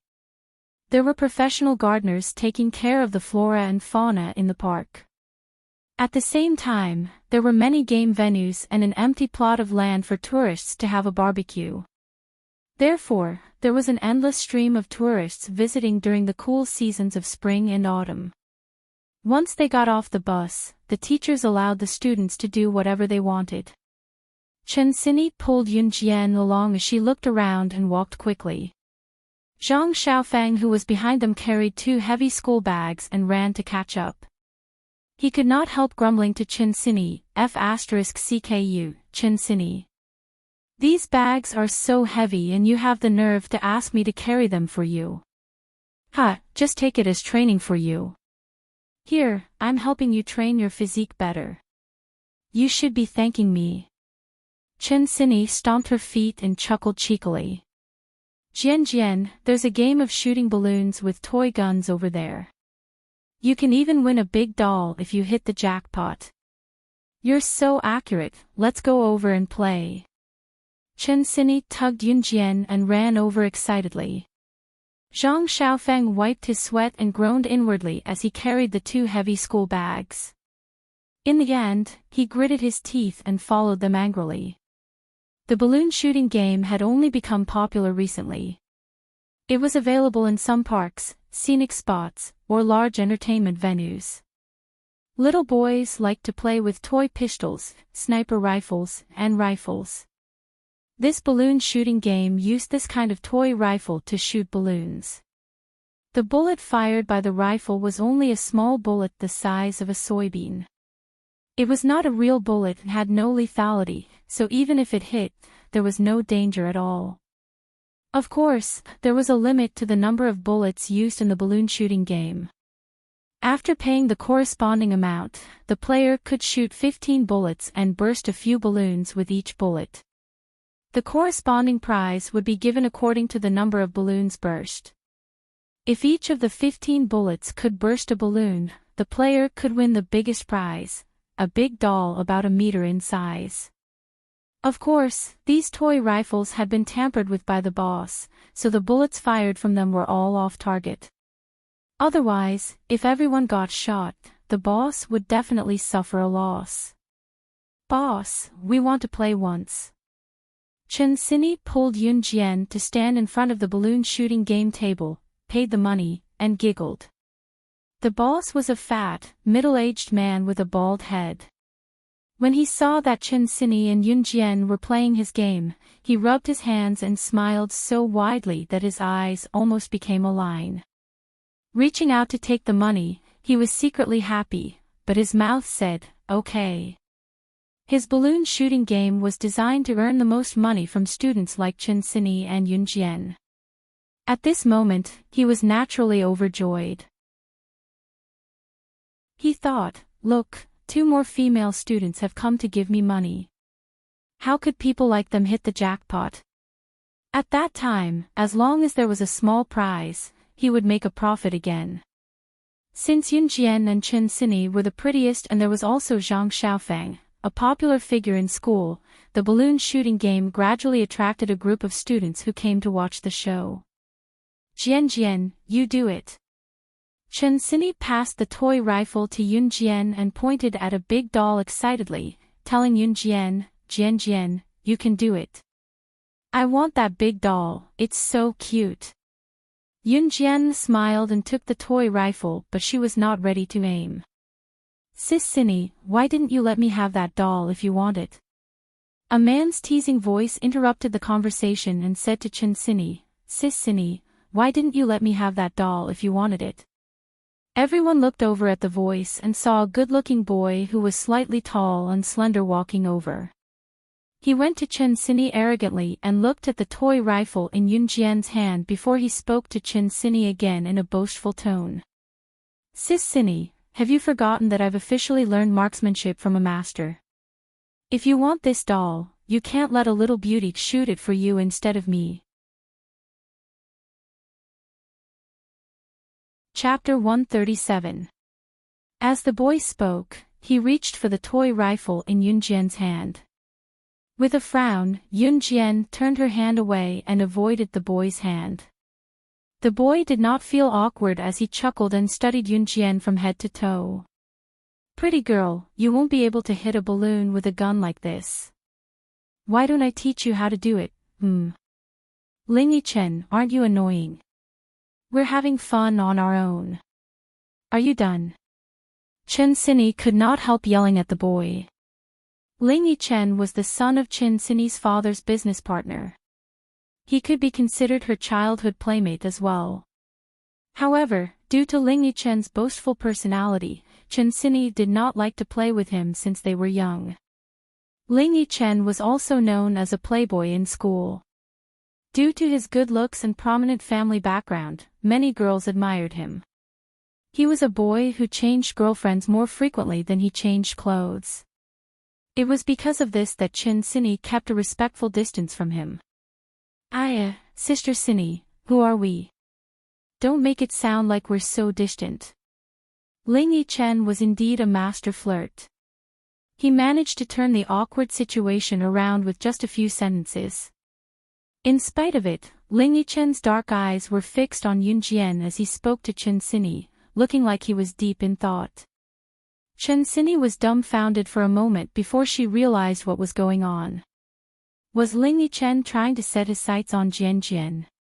She quickly pulled Yun Jian behind her and said to Ling Chen, don't think I don't know what you're thinking. Jian Jian is my friend. Don't you dare set your sights on her. That's right. Sini, your cousin supports you. Zhang Xiaofeng chimed in from the side. It was rare for the siblings to be united for once. The atmosphere then turned a little strange. Yun Jian blinked and looked at Chen Sini and Zhang Xiaofeng, who were protecting her like a treasure. She couldn't help but grin. Look at you, Sini. You're talking as if I'm a gangster. Do I look like such a rascal to you? Ling Chen laughed and continued to bicker with Chen Sini in his unique teasing voice. You.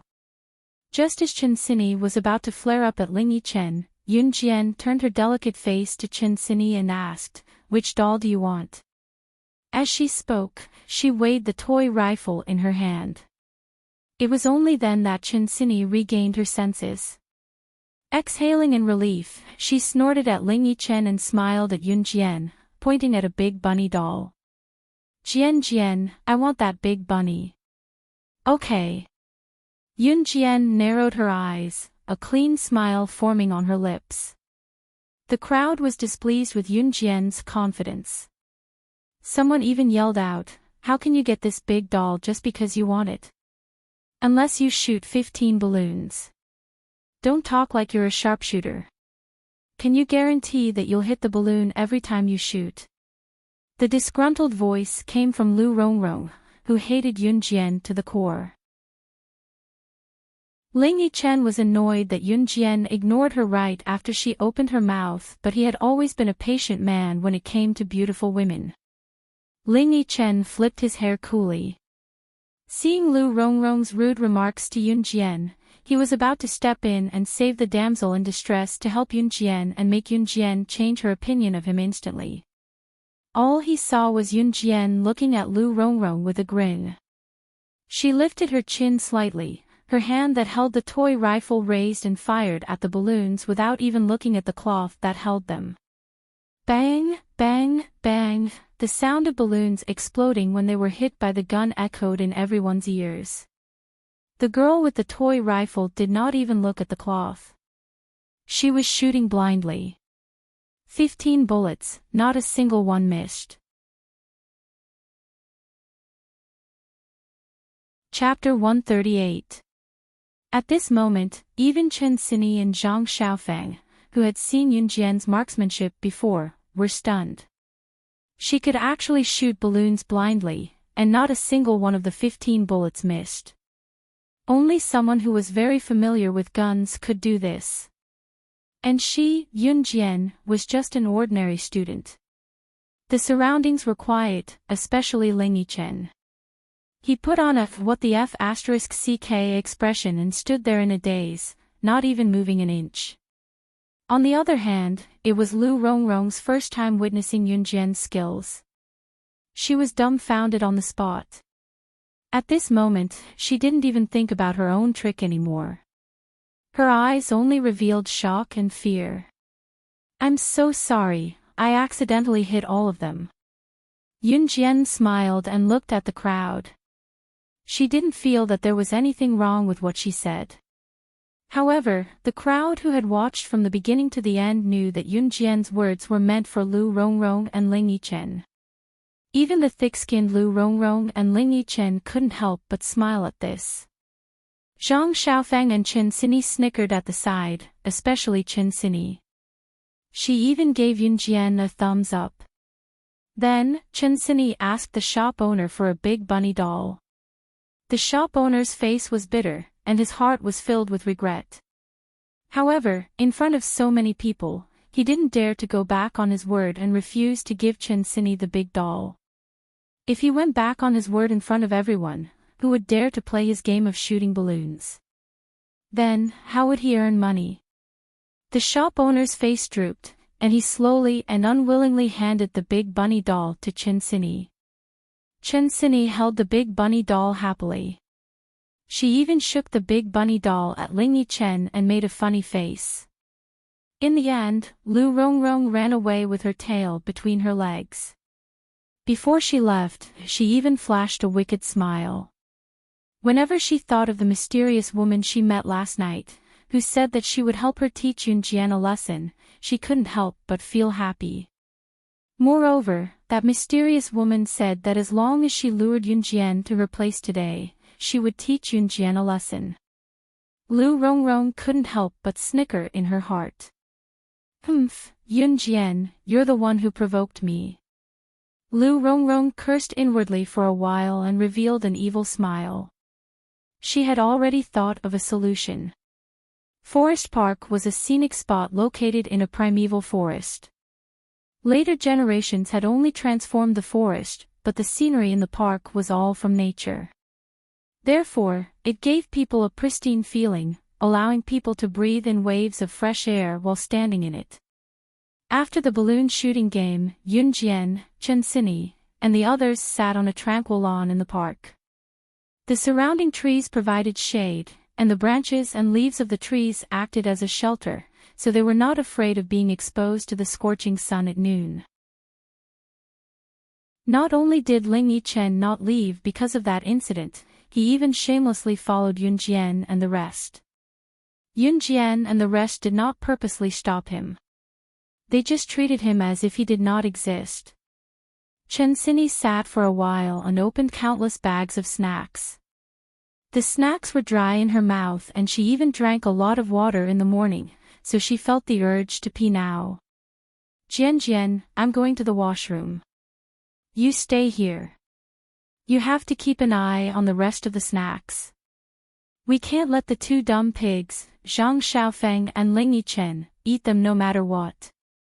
Chen Xini declared her sovereignty over the snacks domineeringly with her hands on her hips and turned to run to the washroom. Yunjian could not help smiling with her lips pressed together. Zhang Xiaofeng and Ling Yichen who were called out had their lips twitched instead. It was only about 25 minutes later that Chen Xini had yet to return from the washroom. Yunjian could not help frowning. The washroom was not far from here. Even if Chen Xini wanted to go to the washroom, she should not have taken so long. Xini didn't fall into a trap, did she? Ha! Zhang Xiaofeng broke the silence with a chuckle, stuffing a mouthful of chips into his mouth. No. Yunjian looked down and stood up abruptly to walk to the washroom. What's wrong? Zhang Xiaofeng stopped teasing as well, sensing the unusual atmosphere in Yunjian. At this moment, a girl ran over from outside the lawn, panting. She was a girl in her class who did not like to talk much, but she was running frantically. She ran to Yunjian and the rest in fear and shouted timidly, "Chen Sini, she was." The girl could not catch her breath. She took 2 deep breaths and continued, "She's been taken away by a group of cruel people. They look like gangsters. It's so scary. I met Chen Sini in the washroom just now. We came out of the washroom together and that group of people rushed up and took her away." Sob, sob, sob. Chapter 139. What?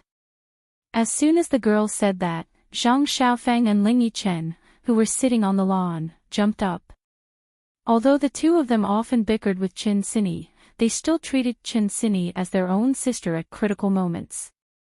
Therefore, when they heard the girls say that Chen Sini had been kidnapped by a group of unknown villains, their faces immediately turned green.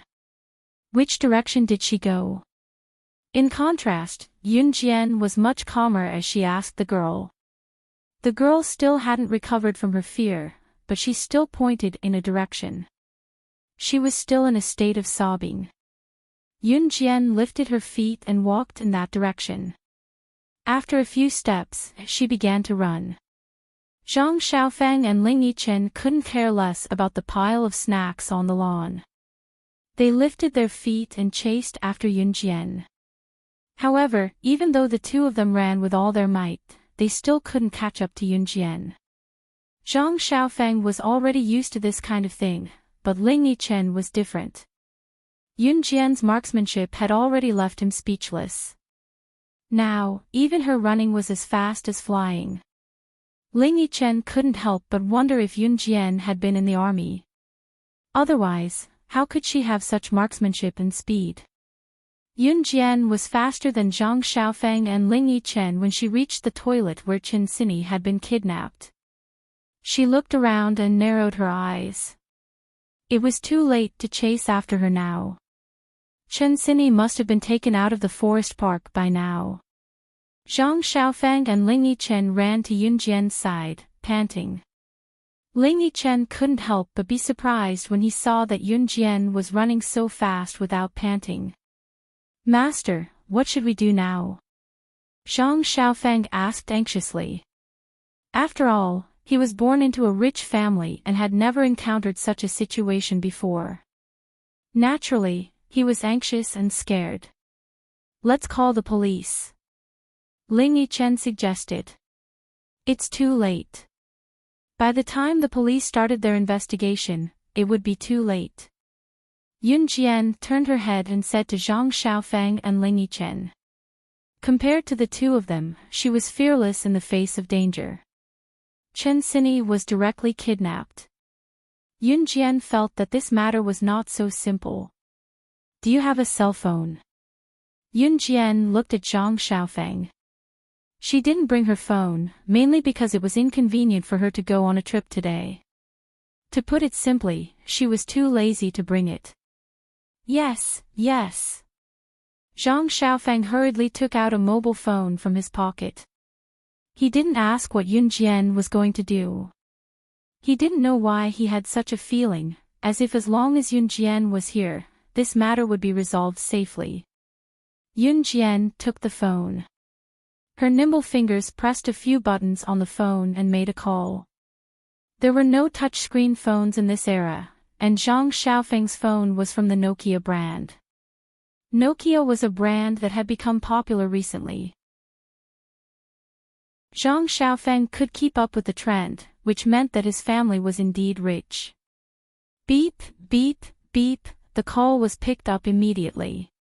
After the call was connected, there was no sound from the other side. Yunjian's call was directly to the headquarters of the Kosha Mercenaries Intelligence Team. The Kosha Mercenaries Intelligence Team was distributed all over the world. Even if there were some changes in the local feng shui of various countries, the intelligence team would also collect information. Chen Sini had been kidnapped. Yun Jian would ask the intelligence team to investigate thoroughly and get the news as soon as possible. At the same time, the intelligence team of the Kosha mercenaries would not speak first when they answered the phone. To kill is to stop, to become a god. Yun Jian opened her mouth and uttered the code for intelligence gathering with the intelligence team in fluent English. Chapter 140. After Yun Jian gave the code, the other end of the phone was silent for a few seconds. Then, a low and strange female voice sounded. "What instructions do you have?" Yun Jian knew from the voice that this person was the head of the Kosha mercenaries intelligence team, Diani. Diani was the head of the Kosha mercenaries. The intelligence team that she led had always been accurate. Many international business tycoons had bought intelligence from Diani at high prices. The price had even risen to hundreds of millions of US dollars, all for the sake of obtaining accurate information. The intelligence team took up a significant portion of the Kosha mercenaries' financial income. This could not be helped without the guidance of the intelligence team's head, Diani. "Help me investigate a person." Yun Jian relayed her location and the process of the incident in English.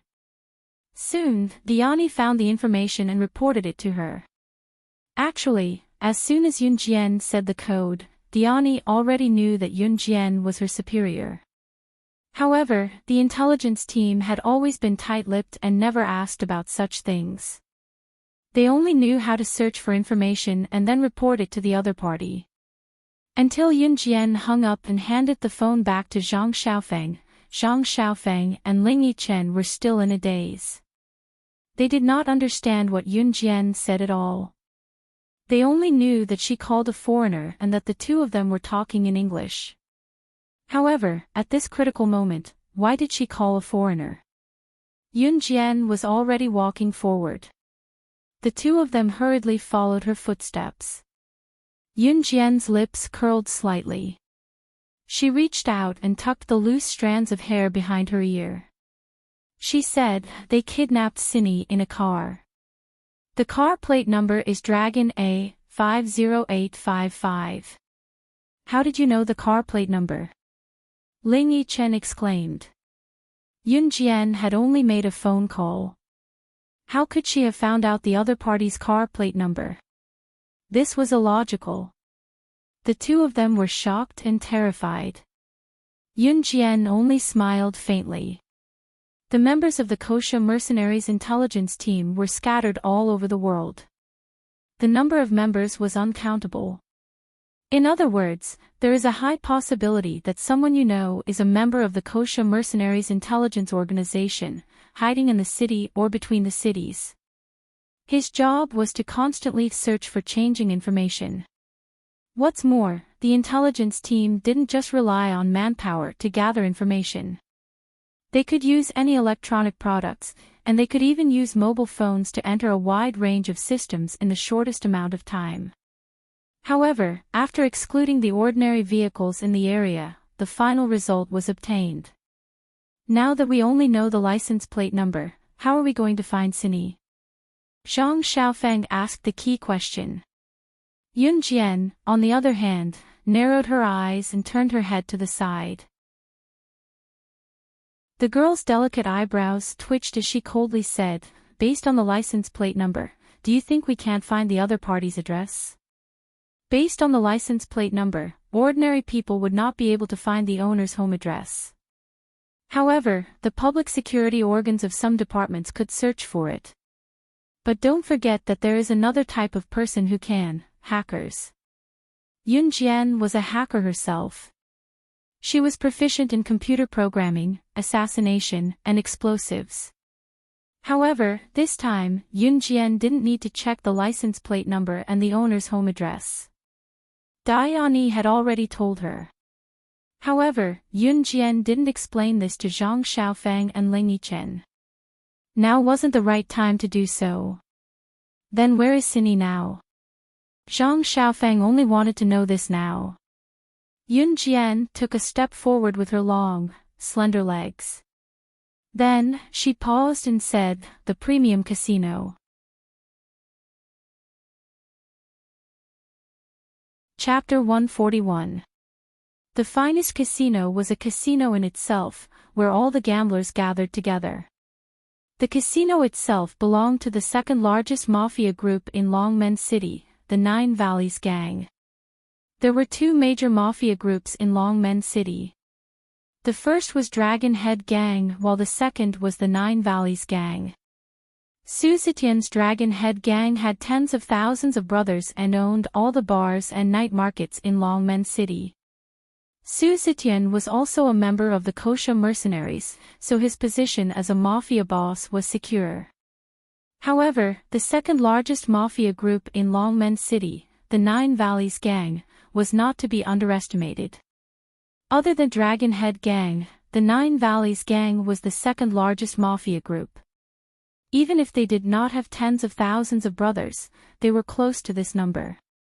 Moreover, he had divided many regions. Even Longmen City's top casino, the famous Prime Casino, belonged to the Nine Valleys Gang. As the saying goes, a mountain cannot accommodate two tigers. As the underworld boss, Su Zetian naturally wanted to eliminate the Nine Valleys Gang, the only big gang that could threaten him. In spite of this, he did not have the strength to do so. The Kosha mercenaries could send someone to help him win a match, but they would not go to such lengths to eliminate the Nine Valleys Gang that was a threat to him, a mere mafia boss of Longmen City. It was unrealistic. In addition, the Nine Valleys Gang's influence was not weak, especially in recent years when they had gained more power. Su Zetian could no longer eliminate them with his Dragon Head Gang's influence alone, so he could only let them continue to develop. Yun Jian and the other two did not have time to inform their homeroom teacher as they left the forest park and hailed a taxi to the Prime Casino. To be honest, Zhang Xiaofeng and Ling Yichen were still rather fearful of places like the Prime Casino. The term mafia was enough to send chills down one's spine. Nine Valleys Gang, the entrance of the Prime Casino. The taxi driver parked his car far away and drove off immediately after Yun Jian paid the fare. He could not be blamed for this. For places like the Prime Casino that belonged to mafia groups, it was common for some gamblers to be chopped off and stomped on the spot when they lost and could not afford to pay. Standing at the entrance of the casino, Yun Jian had her hands in her pockets. Zhang Xiaofeng and Ling Yichen stood diagonally behind her. She tilted her head and looked at the two trembling youths. "Don't go in if you're afraid." She could easily handle the entire casino on her own, but with Zhang Xiaofeng and Ling Yichen, she could not guarantee that no accidents would happen. "No. Master, I want to go in," Zhang Xiaofeng said in a firm tone. Hearing Zhang Xiaofeng's words, Yun Jian smiled wickedly and turned to look at Ling Yichen. After being stared at for a while, Ling Yichen finally said resolutely, "I'll go in too." "All right." Yun Jian narrowed her eyes and turned to look at Zhang Xiaofeng. She smiled wickedly at him and said arrogantly, "You can keep a low profile when you do things, but today, I'm going to teach you a lesson. Since you've stepped into my circle, you have to remember this. If someone bullies you, even if it's the emperor, you won't tolerate it. No matter what the Nine Valleys Gang's motive was or why they kidnapped Chen Sini, Yun Jian would never keep a low profile when dealing with such an enemy. Because if you cower today, there won't be a place for you in this world anymore." Yun Jian continued to narrate. Just like in her previous life, if she was not strong, if she kept a low profile and did not show her strength, even if others bullied her, she would have died a long time ago. Survival of the fittest, elimination of the weak. And she, Yun Jian, was never a weakling. Zhang Xiaofeng listened to Yun Jian's words in a daze. He did not fully understand. It was only when Yun Jian walked towards the casino that the two of them followed closely behind. There were two people who looked like bodyguards standing at the entrance of the casino. When they saw Yun Jian, a little girl, walking towards them, they quickly waved their hands and gestured for her to go away. "Go, go, go." Little brat, where are you going? This is not a place you should be. One of them pointed to the side and shouted at Yun Jian and the rest impatiently. Yun Jian walked up and kicked him. The person was sent flying into the casino. Zhang Xiaofeng and Ling Yichen did not expect Yun Jian to be so fierce. The two of them were stunned as they recalled the meaning behind Yun Jian's words to Zhang Xiaofeng. The girl had already stepped into the entrance of the casino. She stood at the entrance and stepped on the chest of the bodyguard who had been kicked away. She said loudly, "Get the boss of your Nine Valleys gang to come out and see me." Chapter 142. The Nine Valleys gang was Longmen City's second mafia group after all, and its influence in Longmen City was immense. Yun Jian's roar was a humiliation to the Nine Valleys gang members. Soon, a group of brawny men with metal rods dashed out from the inner room and surrounded the trio led by Yun Jian. A man with dyed yellow hair walked out from the group with a cigarette dangling from his mouth. He studied Yun Jian and spat the cigarette on the floor. The man with dyed yellow hair turned his menacing face to look at Yun Jian from the corner of his eye and spoke arrogantly, "Yo. Little girl, you want to see our boss? Isn't your tone a little too presumptuous? Aren't you afraid that we'll do something to you?" The blonde man's voice was sinister when he spoke.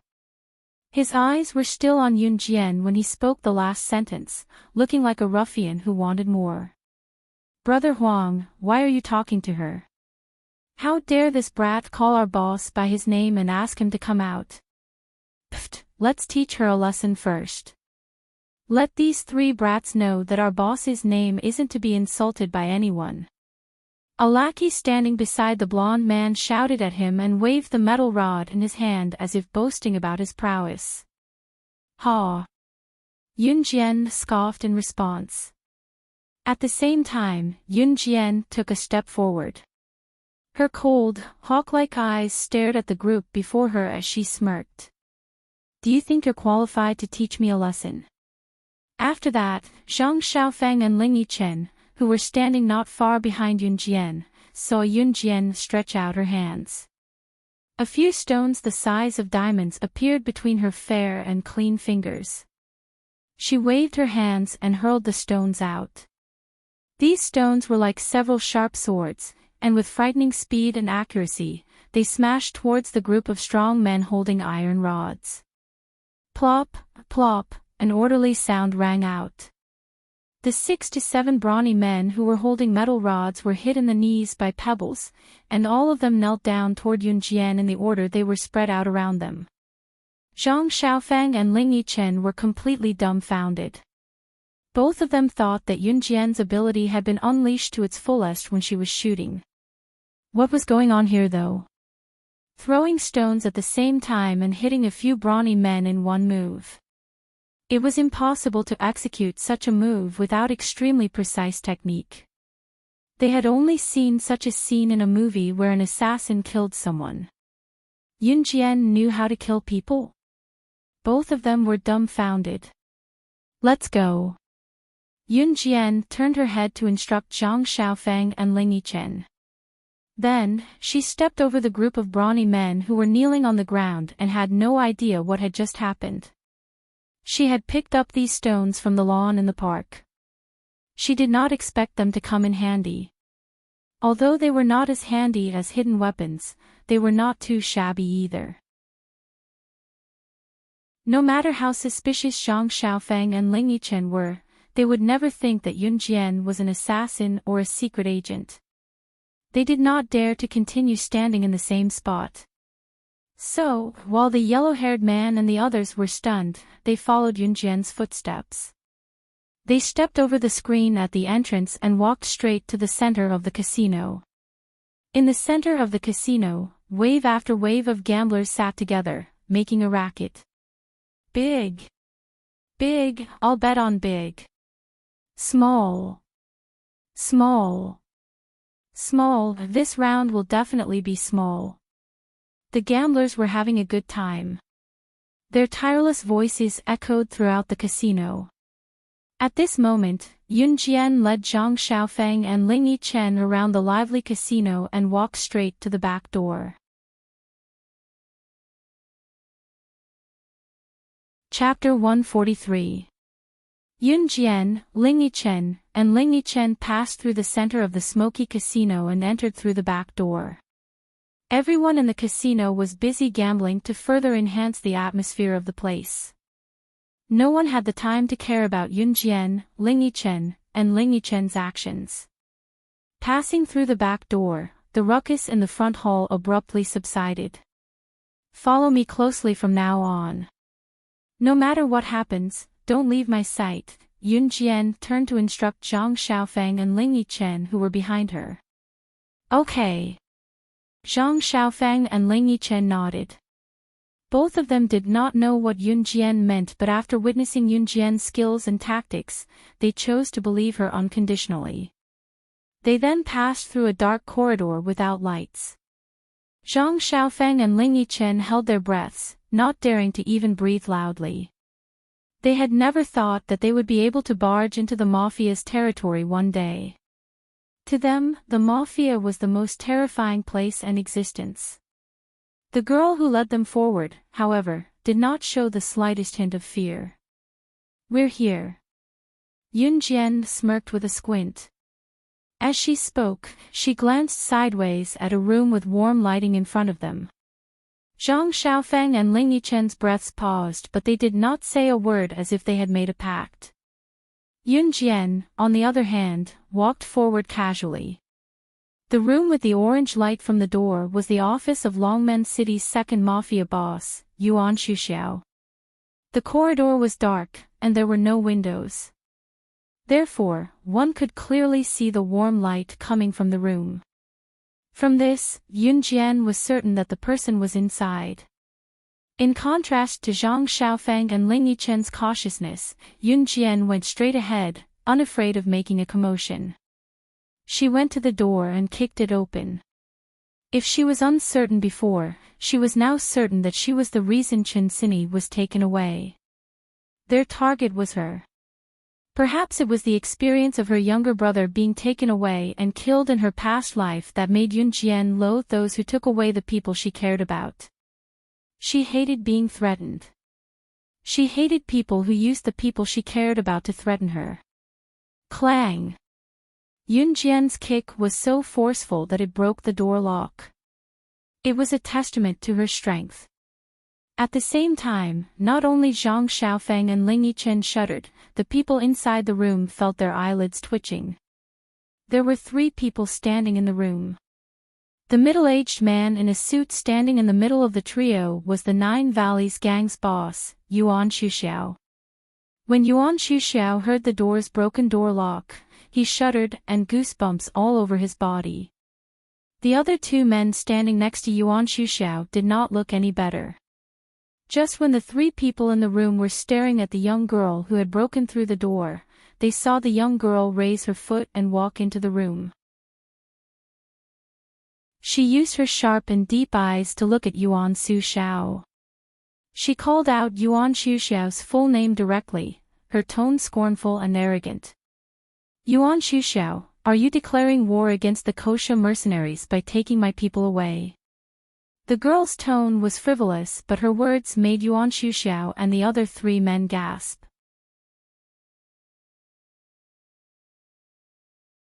Chapter 144. Kosha Mercenaries was a team formed by the world's top mercenaries. It was the vanguard among the assassin organizations. Other than in Hun Group, Kosha Mercenaries could be said to be invincible in the world. Whenever Yuan Xuxiao mentioned such an organization to his brothers in the past, he would be shocked by it. Yun Jian slammed the door and walked in, humiliating Yuan Xuxiao and his men. Just as they were about to lash out at the young and frivolous girl, they did not expect her to boast shamelessly that she was a member of Kosha mercenaries. Yuan Xuxiao understood that if an ordinary person spouted nonsense in the name of Kosha mercenaries, the Kosha mercenaries would seek revenge from them. Since Yun Jian dared to say it, she must be a member of Kosha mercenaries, unless she had a death wish. Kosha mercenaries had spies all over the world and could even find out about trivial matters. If Yun Jian was just a member of Kosha mercenaries like Su Zetian, Yuan Shuxiao would not have to be so frightened and shocked. Kosha mercenaries had members all over the world. There were plenty of people like Su Zetian who occupied a position in Longmen City but had no status in Kosha mercenaries. In spite of it, Yuan Shuxiao grasped Yun Jian's words tightly. She had actually said something like, "Do you want to start a war with us Kosha mercenaries?" It could be said that her position in Kosha mercenaries was extraordinary. She could even summon Kosha mercenaries to start a war with him. Otherwise, a mere member of Kosha mercenaries would not dare to use such an arrogant tone and claim to be a member of Kosha mercenaries. Therefore, Yuan Su Xiao, the woman standing next to him, and his confidant standing next to him were all stunned. They were dumbfounded. The girl before them who looked underage was actually a high-ranking member of Kosha mercenaries? The news was too shocking. Of course, Yuan Shuxiao and his men did not know how they would react if they knew that Yun Jian was the boss of Kosha mercenaries. Zhang Xiaofeng and Ling Yichen who followed Yun Jian in were dumbfounded as well. Kosha mercenaries. How could they not know? It was an internationally renowned mercenary organization. In spite of it, Zhang Xiaofeng and Ling Yichen knew that Yun Jian was just an ordinary third-year middle school girl. Thinking about it, both of them frowned and decided to wait and see what would happen. Did I take your men away? My young friend, you can't simply say that. I'm a man of the underworld, but I've never done anything outrageous. Yuan Shuxiao's attitude toward Yun Jian was very amiable. At least from Yuan Shuxiao's point of view, it did not matter if Yun Jian was really a high-ranking member of Kosha mercenaries. But he would rather assume that she was a high-ranking member than take the risk of angering Kosha mercenaries. Yun Jian scoffed and went straight to Yuan Shuxiao's desk from the door. Lifting her hand, she tapped lightly on the surface of the desk with her finger. You didn't. Yun Jian scoffed and crossed her legs to sit on the desk. Crossing her left leg over her right leg, she crossed her legs lazily and looked at Yuan Shuxiao. The license plate is Dragon A. 50855 Yuan Shuxiao, do you dare say that your Nine Valleys gang did not take my men away? Yuan Shuxiao was stunned. The license plate was indeed his Nine Valleys gang's car. But he did not send anyone to take her away. At this moment, the woman standing beside Yuan Shuxiao trembled when she heard Yun Jian's words. Yun Jian saw the woman's action. Yun Jian suddenly smirked and jumped down from the desk. She walked to the woman in a few steps. Chapter 145. Looking at the dagger that appeared out of nowhere in Yun Jian's hand, the group was stunned. Yuan Shuxiao, in particular, shuddered and wanted to push Yun Jian away, but he stopped himself and told Yun Jian in a trembling voice, young friend, this must be a misunderstanding. Xiao Yu is my sister. She just came back from studying in country Y. How could she have a grudge against you or your people? It's even more impossible for her to take your people away. Can you put the dagger down first? The woman was none other than Yuan Shuxiao's biological sister, Yuan Xiaoyu. As the boss of Longmen City's second mafia group, Yuan Shuxiao's position in Longmen City was second only to Su Zetian. He was also a big shot, but he had never shown weakness to anyone like today. She, Yun Jian, was the first. In spite of it, Yuan Shuxiao had a feeling that if he angered Yun Jian, the dagger in her hand would really slit his sister's neck brutally. Yuan Shuxiao was known for his decisiveness in killing, but his only weakness was his sister, Yuan Xiaoyu. He lost his father when he was young and his mother remarried, leaving him and his sister behind. They were homeless back then and his sister was his only family. Therefore, when Yuan Shuxiao saw Yun Jian's dagger pressed against Yuan Xiaoyu's neck, he shuddered and his heart almost leaped out of his chest. Yuan Xiaoyu herself did not expect Yun Jian to threaten her with a dagger. She was so frightened that her legs turned to jelly and she was paralyzed but not paralyzed. Are you going to tell me or not? Yun Jian did not listen to Yuan Shuxiao but asked Yuan Xiaoyu further while the dagger in her hand pressed closer to Yuan Xiaoyu's skin. Yuan Xiaoyu could even feel the coldness of her pores and the dagger's handle getting closer. She shuddered and could not help screaming, "No, no, no. Don't kill me." Sob. Don't kill me. It's not me, it's not me. I didn't do it on purpose. Sob.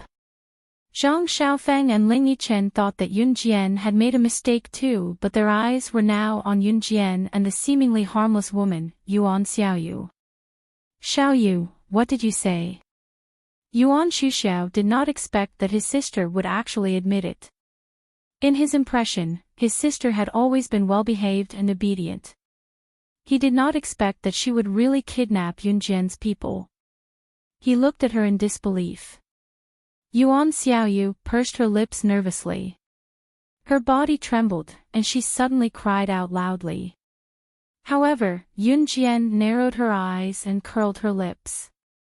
She put down the dagger, crossed her arms and looked at Yun Jian who was squatting on the ground. She said coldly, "The person you are looking for should be me, Yun Jian, right?" Hearing the two words, Yun Jian, Yuan Xiaoyu, who was squatting on the ground, raised her head. Her face was slightly pale as she nodded shakily. Under Yuan Shuxiao's mediation, Yuan Xiaoyu finally told the truth unwillingly. Indeed, Yuan Xiaoyu did not have a grudge against Yun Jian. The one who had a grudge against Yun Jian was Shiniji, who had lost to Yun Jian in the arena not long ago and had his hands crippled by Yun Jian. Shiniji was a contestant in Country-Wise National Challenge Tournament. His future was ruined after his hands were crippled and he was filled with anger. Coincidentally, Shiniji's sister and Yuan Xiaoyu were roommates in Country-Wise Gaia University and they were good friends.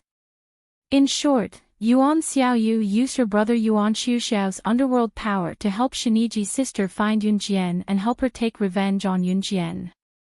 Yun Jian was not easy to deal with. Yuan Xiaoyu knew this from the beginning, so she used Lu Rongrong, who was not on good terms with Yun Jian's classmate, to tell Lu Rongrong that she could help her teach Yun Jian a lesson as long as she could trick Yun Jian into coming out. However, later in the forest park, Lu Rongrong did not have the chance to trick Yun Jian out alone. Coincidentally, she bumped into Chen Sini, who was best friends with Yun Jian, going to the toilet. Therefore, Lu Rongrong asked Yuan Xiaoyu's people to take Chen Sini away first.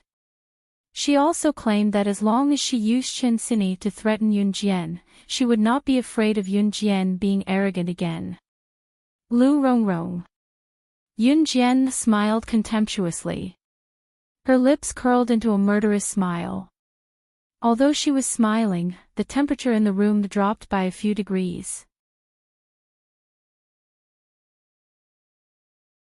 Chapter 146. Everyone shuddered from the bottom of their hearts when they heard Yun Jian's menacing words floating toward them. Especially Zhang Xiaofeng and Ling Yichen. They never thought that Lu Rongrong was one of the masterminds behind Chen Sini's kidnapping. Where is she? When everyone came back to their senses, Yun Jian's voice had returned to normal. She asked Yuan Xiaoyu calmly, but there was a chilling coldness in her voice. She was, of course, referring to Chen Sini. Yuan Xiaoyu did not dare to hide anything. She knew that this matter was serious. Because Yun Jian was the one who made her brother, whom she had always admired, feel uneasy. Yuan Xiaoyu immediately gave him an address. She raised her head and looked at Yuan Shuxiao while trembling. She pursed her lips and said, "Originally, they wanted to kidnap the little girl first and then send someone to deliver a letter to you. They wanted you to go to the place they told you to go alone and then capture you directly." Before Yuan Xiaoyu could finish, Yun Jian turned and left. she did not want to hear this nonsense. When she left, she gestured to Zhang Xiaofeng and Ling Yichen. They immediately followed her. You stay here and don't go anywhere. I'll deal with you when I come back. Yuan Xuxiao pointed at Yuan Xiaoyu's head and walked out. He was a smart man. He knew that his sister had made such a serious mistake. If he did not make up for it, Yun Jian, who was one of the higher-ups of the Kosha mercenaries, would not let her go. Therefore, he wanted to do something while he could still make up for it. After all, anyone who offended the Kosha mercenaries was one step closer to death. The four of them walked out of the back door and came to the center of the casino. Just now, the gamblers in the casino were shouting even louder. It could be said that there was another wave after another. The four of them, led by Yun Jian, had just walked to the center of the casino. They wanted to leave quietly, but unexpectedly, they heard a heart-wrenching voice begging for mercy. Please, please don't cut my hand, don't cut it. I'll go home to get the money. It was a hoarse male voice, and there was a sense of despair and regret in it. There were plenty of people who lost money in the casino and could not pay it back, resulting in their limbs being chopped off. This was especially true in the Prime Casino, known as the top casino in Longmen City. It was as simple as eating a meal. Yun Jian walked past the place directly, but it was Zhang Xiaofeng and Ling Yichen who looked horrified. No, don't cut it off, I beg you, please. Yun Jian. Yun Jian. Daughter. My daughter, she's my daughter. It was then that the pleading voice went straight to Yun Jian as if it had suddenly seen some hope. When Yun Jian first heard the voice, she found it familiar but she did not pay it much attention. When the voice called her in front of everyone, however, Yun Jian snapped back to reality. She looked up and saw a sloppy middle-aged man in his 30s or 40s with a beard on his chin that had not been shaved for a long time running toward her. Yun Jian was stunned, but she managed to get a clear look at the man's face.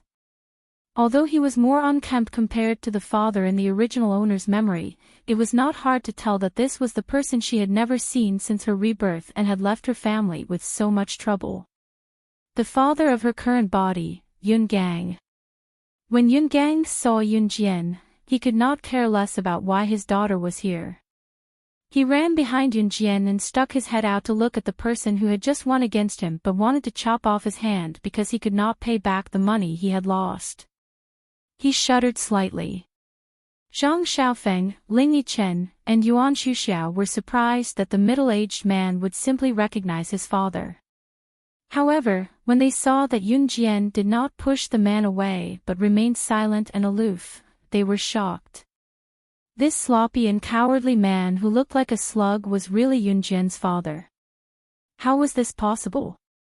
Yun Jian's domineering aura even made Yuan Xuxiao wonder who could have given birth to such an amazing daughter.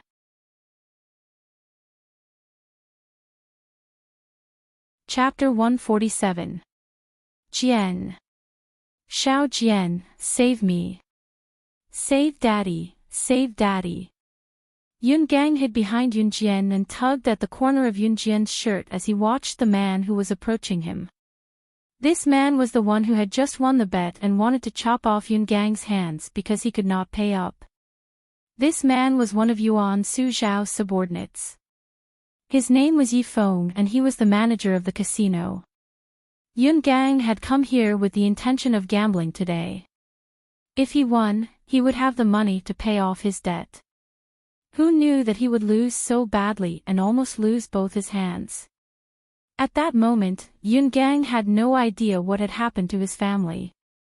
Ever since he ran away with a debt, he had not returned to Xinjiang town. When Yi Feng saw Yun Gang running behind Yun Jian, he was making his way over with the intention of putting an end to this matter. In spite of it, Yi Feng saw his boss, Yuan Xuxiao, standing behind Yun Jian and waving at him, signaling him to let it go. Hence, he did not come over again. Let go. Yun Jian's frivolous voice rang again, causing everyone's hearts to skip a beat. Yun Jian was speaking to Yun Gang. It was because Yun Gang was tugging at the hem of Yun Jian's shirt out of fear.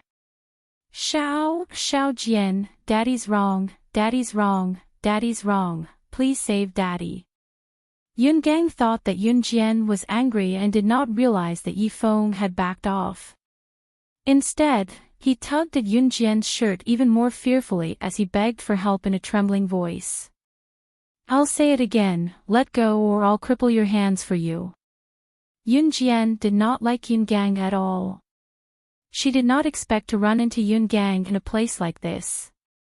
Previously, Yun Gang had left so many troublesome chores for the family. She could ignore it, but she didn't expect that this person named Father would be so stubborn as to continue gambling in the casino. If she had not persuaded Qin Yiru to leave Yun Gang, what would have happened? It was estimated that Qin Yiru would be cheated by Yun Gang until not even a bone would be left. Yun Gang had never thought that his weak and timid daughter would speak to him in such a tone. He was frightened on the spot, and his hand unconsciously loosened. Everyone sucked in a deep breath when they saw this. Let's go. Yun Jian said a few words to the people behind her, but her eyes glanced sideways at Yun Gang and threatened, if you dare to follow me, not only will I cripple your hands, I will also chop off your feet. Also, you're not allowed to disturb my mother and brother in the future. Go back to your hometown. I've already paid off your debt. This is the last time. From now on, we have nothing to do with each other. Yun Jian's words were a disguised reminder to Yuan Xuxiao's men to let Yun Gang go. Of course, she also expressed her attitude. This was the last time she would clean up the mess for the original owner's father. In the future, this man's life and death would have nothing to do with her. Yun Gang was dumbfounded. He rolled his eyes and stared blankly at Yun Jian being escorted out by Yuan Xuxiao and the others. He had an illusion that his daughter was not a fish in a pond. After leaving the casino, Yuan Xuxiao took out his jeep for Yun Jian. They got in the jeep. Yun Jian did not want to be in the limelight and let Yuan Xuxiao drive her to the place that Yuan Xiaoyu told her to. It was a remote area in the wilderness. There was only a row of temporary factory buildings built here. In the warehouse behind the factory building, Shiniji, whose hands were crippled, stood there fiercely with a seductive woman beside him. Have you caught Yun Jian yet? Shiniji exhaled fiercely. Not yet, but soon. The seductive woman sighed.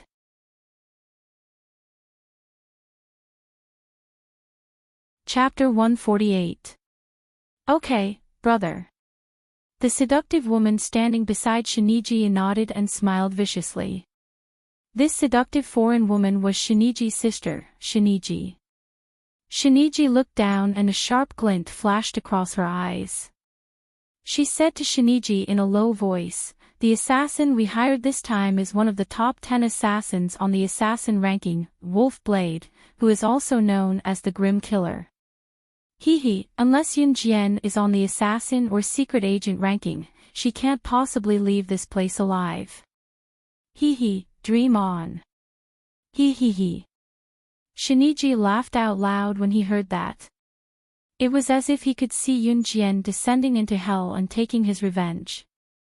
A jeep drove in through the rows of factories. Finally, the jeep stopped at the entrance of the factories. Yun Jian and the rest got out of the car one by one. This is the place Xiaoyu mentioned. Yuan Xuxiao was the last to get out of the car. He closed the car door and took a few steps forward. He looked around and said, there are so many factories here. How are we going to find her? Zhang Xiaofeng seemed to be in a hurry. Ever since Chen Sini was taken away, every minute and every second had been very difficult for him. Although Zhang Xiaofeng liked to bicker with Chen Sini on a daily basis, Chen Sini was his only sister among the younger generation. Although they were cousins, they had grown up together and were very close to each other. As her brother, he naturally did not want anything to happen to his sister. "Oh right, Xiaofeng, I've already informed the police. I believe they will come here soon to rescue her. I didn't inform uncle and auntie because I'm afraid they will be worried if they know that something happened to Cindy." Ling Yichen waved his phone and sent a text message. "Thank you." Zhang Xiaofeng saw that Ling Yichen was considerate and thanked him. "Let's go." Yun Jian took 2 steps forward and suddenly stopped. She turned her head to look at Zhang Xiaofeng and Ling Yichen. "Are you two going to continue? Shiniji has a grudge against me, and he's a foreigner from country Y. You've met Zhang Xiaofeng before, and he's someone who can get a pistol. If you guys continue to follow me and something happens, what will you do?" Zhang Xiaofeng was her personal disciple, her first disciple. If he followed her, he would definitely experience such dangerous things.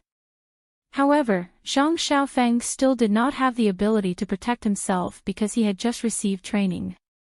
Yun Jian never liked people making unnecessary sacrifices.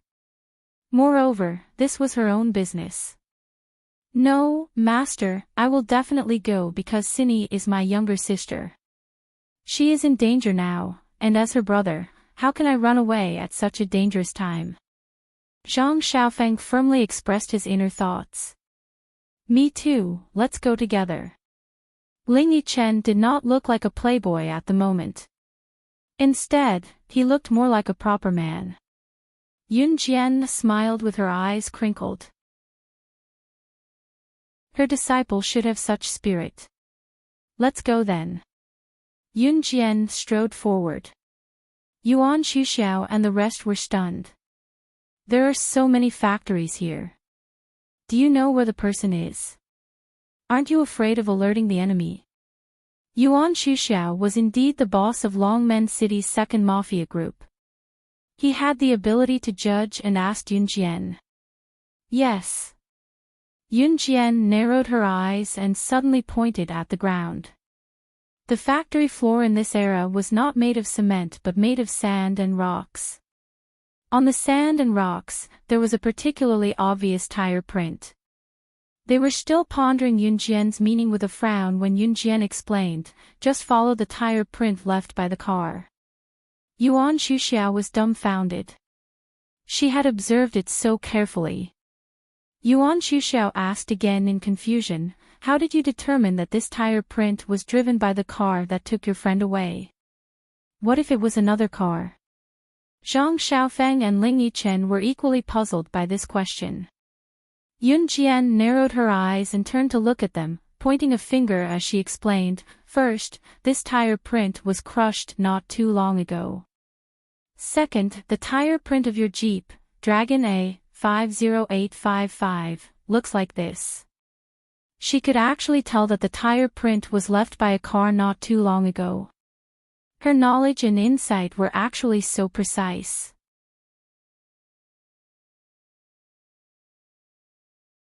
Chapter 149. After that, Zhang Xiaofeng and the other two did not question her anymore. To be honest, whether it was Yun Jian's previous judgment or her skills and methods, they did not seem like something a teenage girl should have. The only thing they were certain of was that her assertions were never wrong. Based on this alone, the three of them trusted her unconditionally. "Trust me and follow me," Yun Jian said with a slight quirk of her brow while the three of them thought about it. All three of them nodded in unison.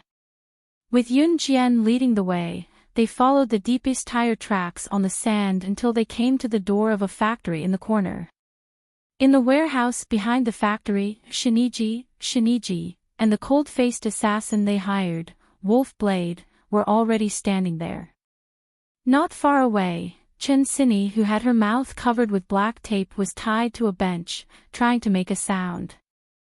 There was a group of people standing beside Shiniji who were probably their subordinates.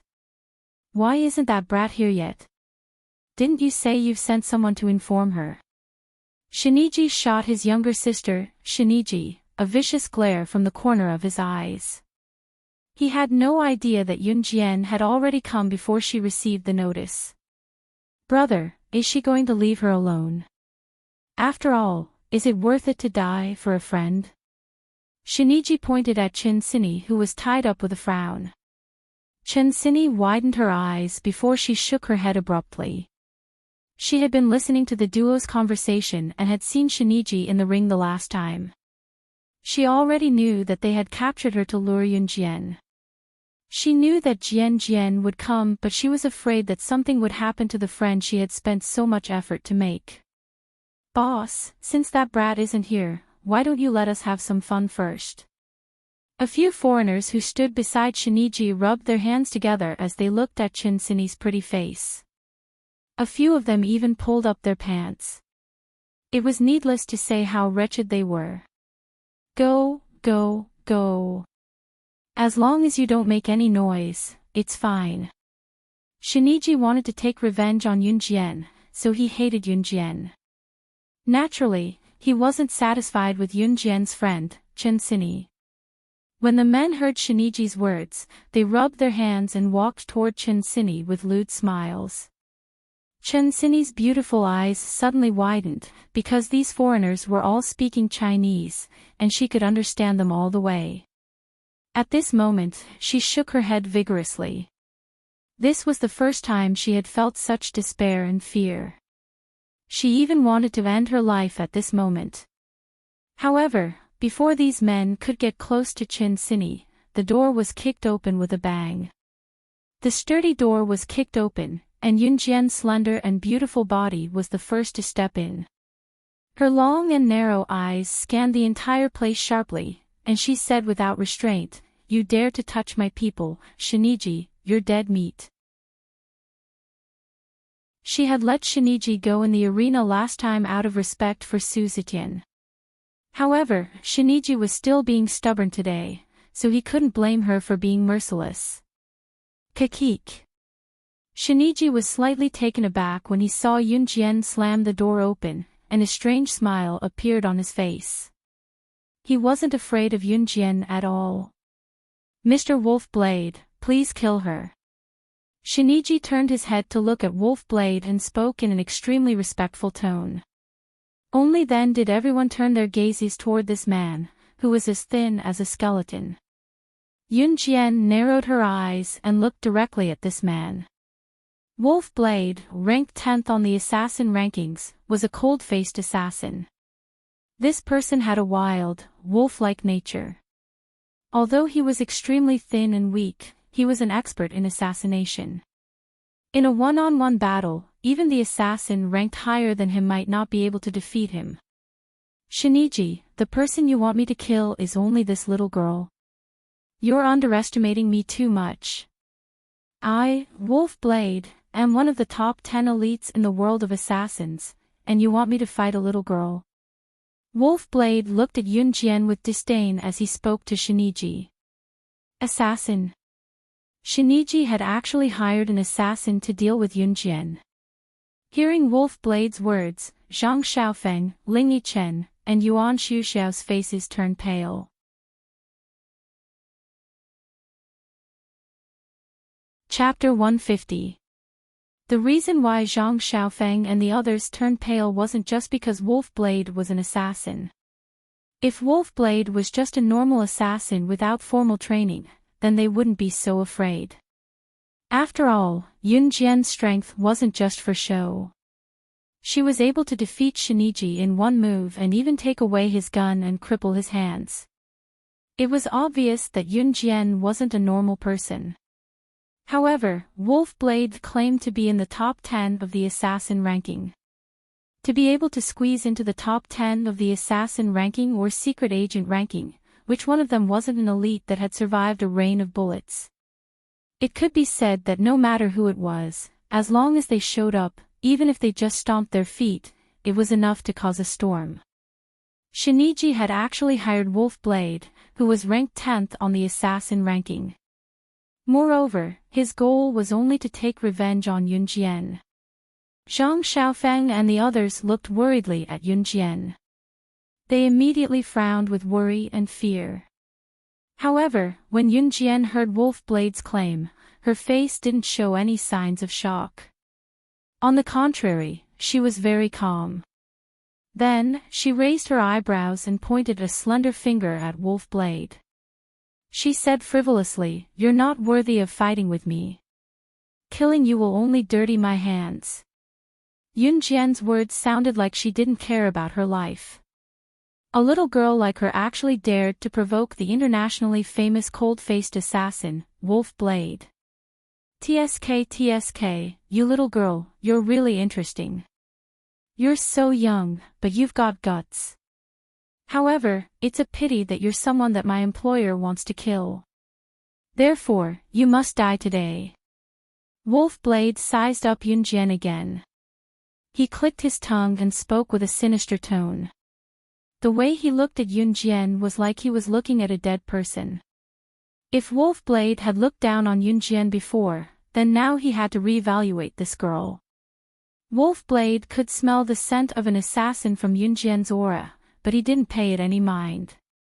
After all, it wasn't easy to find an assassin or secret agent who was better than him in the world. Moreover, this girl in front of him was only 15 or 16 years old. "You guys go away." Yun Jian waved her hand at Zhang Xiaofeng and the others behind her. She was currently emitting an imposing aura that forced them to submit. At this moment, Zhang Xiaofeng and the others didn't say anything and obediently retreated. In their hearts, they already placed Yun Jian's orders first. Tisk, interesting. Interesting. Wolf Blade smirked abruptly and said something chilling in an extremely ordinary tone as he walked toward Yun Jian. Before anyone could react, Wolf Blade extended his arm and sprinted toward Yun Jian. His fingernails were pointed downward as he attacked Yun Jian viciously. His bony fingernails were 5 centimeters long, making him look like a devil from hell. The people present couldn't help but shiver. He would attack if he wanted to. As an assassin, he could laugh at you 1 second and stab you in the stomach the next. They would even do anything to complete their mission, even their lives. Therefore, their existence made countless businessmen, politicians, and international tycoons tremble in fear. Those 5-centimeter-long fingernails seemed like they would stab Yun Jian's heart in the next second. Everyone's expression changed greatly. Yun Jian, the main character, didn't move. She didn't move. Instead, she began to speak. Wolf's Blade joined in Hun group at the age of 3. At 8, he stole a knife and killed someone. At 14, he started his first mission. At 18, he assassinated the chief of Sea Country and became famous. With this kind of experience, what qualifications do you have to fight me? With every word Yun Jian said, Wolf's Blade froze. This girl knew his identity so well. At the same time, everyone present looked at Yun Jian in shock.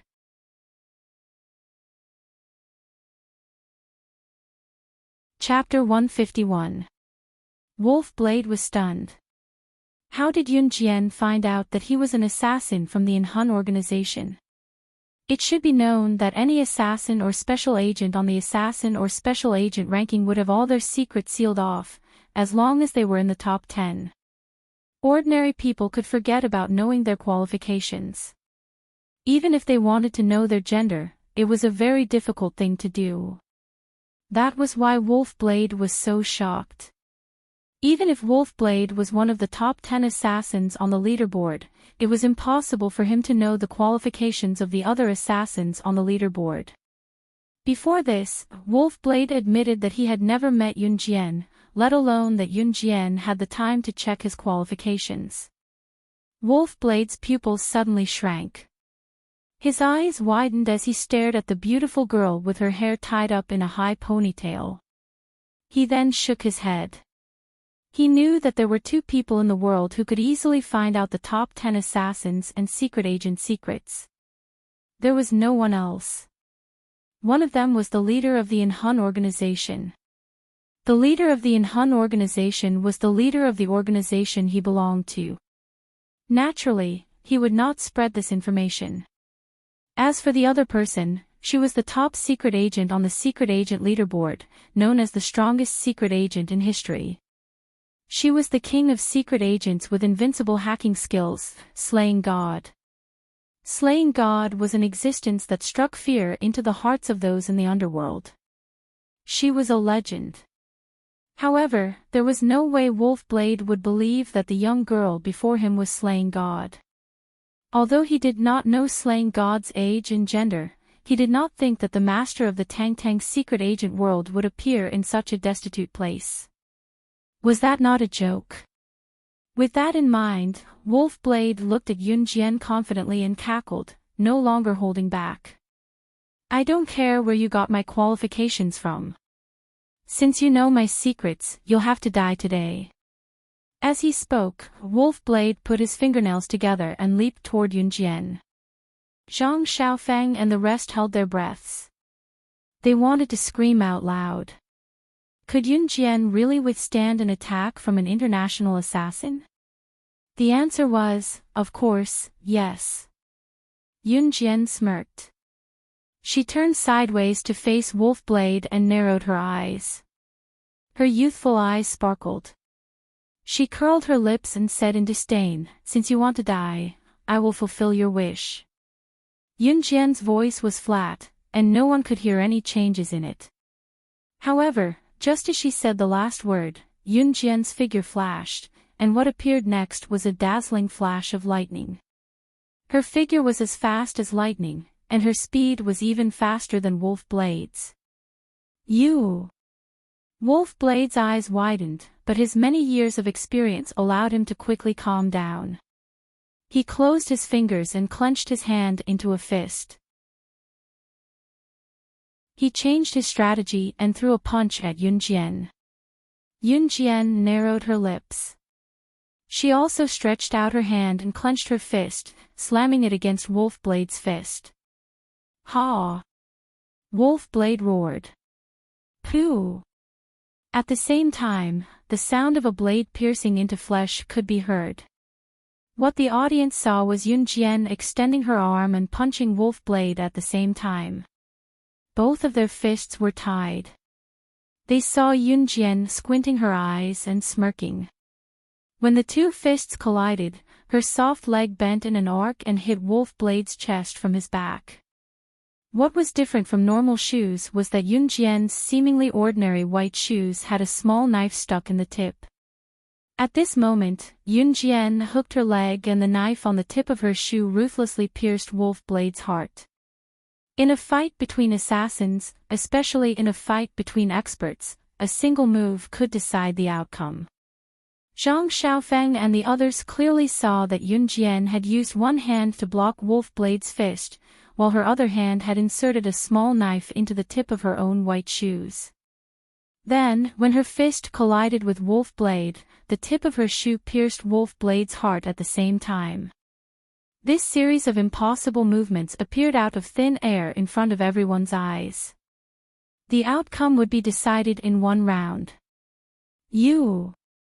Wolfblade suddenly widened his eyes. He looked at the girl's smiling face up close and finally spat out a mouthful of fresh blood. Slaying. Wolfblade tried his best to shout the word, God, but he realized that his body was already falling backward. He stared at Yun Jian in horror as his body fell to the ground and died with his eyes wide open. There was only one person in the world who could do what Yun Jian did with such ease. That person was slaying God.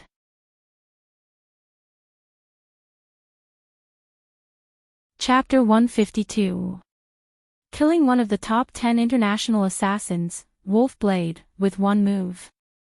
If Yun Jian defeating Shiniji with one move was shocking, then at this moment, everyone's mouths were wide open enough to fit a large duck egg. Yun Jian, where did she come from? Zhang Xiaofeng and Ling Yichen were stunned on the spot. Every cell in their body was boiling in shock. Yuan Xuxiao's small eyes were also wide open. Shiniji, on the other hand, shook his head violently, staring at Yun Jian in disbelief and disbelief. He backed away slowly, muttering, "Impossible. Impossible." Even the top 10 assassins in the international assassin chart were no match for Yun Jian and were killed in one move. Who else could subdue her then? No. No. No. Shiniji screamed. His deep male voice sounded sharp and crazy. Just you wait, Yun Jian. Shiniji, just you wait. Next time, I'll kill you. I'll kill you next time. Shiniji glared fiercely at Yun Jian. He opened his mouth and spat out threatening words. His voice was eerie and terrifying. Do you think I'll let you live until the next time? The creepy smirk on Yun Jian's lips abruptly vanished as she slowly made her way to Shiniji. Even her tone was instilling fear from the bottom of one's heart. She had let Shiniji go last time because of Su Zetian. She had never been a charitable person. She was not stupid. Shiniji wanted her life and even implicated the people she cared about. If this happened once, there would be a second time. How could she let go of a ticking time bomb that could explode at any time and continue living in this world? You want to kill me? No, no, no. I'm a member of Country-Wise national team. If you kill me, aren't you afraid that you'll become Country-Wise enemy? This was Shiniji's trump card. When Wolf Blade was killed by Yun Jian, he did not show any fear. Because he felt that Yun Jian would not dare to kill him. Do you think I'll be afraid? Yun Jian smiled contemptuously, her calm and beautiful lips curling up. Shiniji panicked when he heard that. She was indeed the kind of person who was not afraid of anything. Thus, he turned around and ran. In order to escape, he did not even care about his sister. Big brother. Shiniji was shocked as she watched Shiniji run towards the back door of the warehouse. She couldn't react for a long time. So, Yun Jian sneered. She reached out and pulled out the knife stuck in the tip of her shoe. Then, she threw it in the direction Shiniji had fled. Pooh! From afar, Shiniji's heart was pierced by the dagger thrown by the girl, and he fell to the ground like a puddle of mud. Shiniji, dead. Shitaji was shocked. She slowly slid to the ground and slowly became paralyzed. Everything she did was for her brother. She never thought that the brother who loved her the most would abandon her and run away. And now, his brother was dead. At that moment, Shiniji completely lost her will. Her eyes were lifeless. Yun Jian did not care about Shiniji. She strode towards Chinsini and quickly untied the rope that bound Chinsini. Both of you, come and help her. Yun Jian turned to look at Zhang Xiaofeng and Ling Yichen. Only then did the two of them come back to their senses. They ran over to help Chinsini.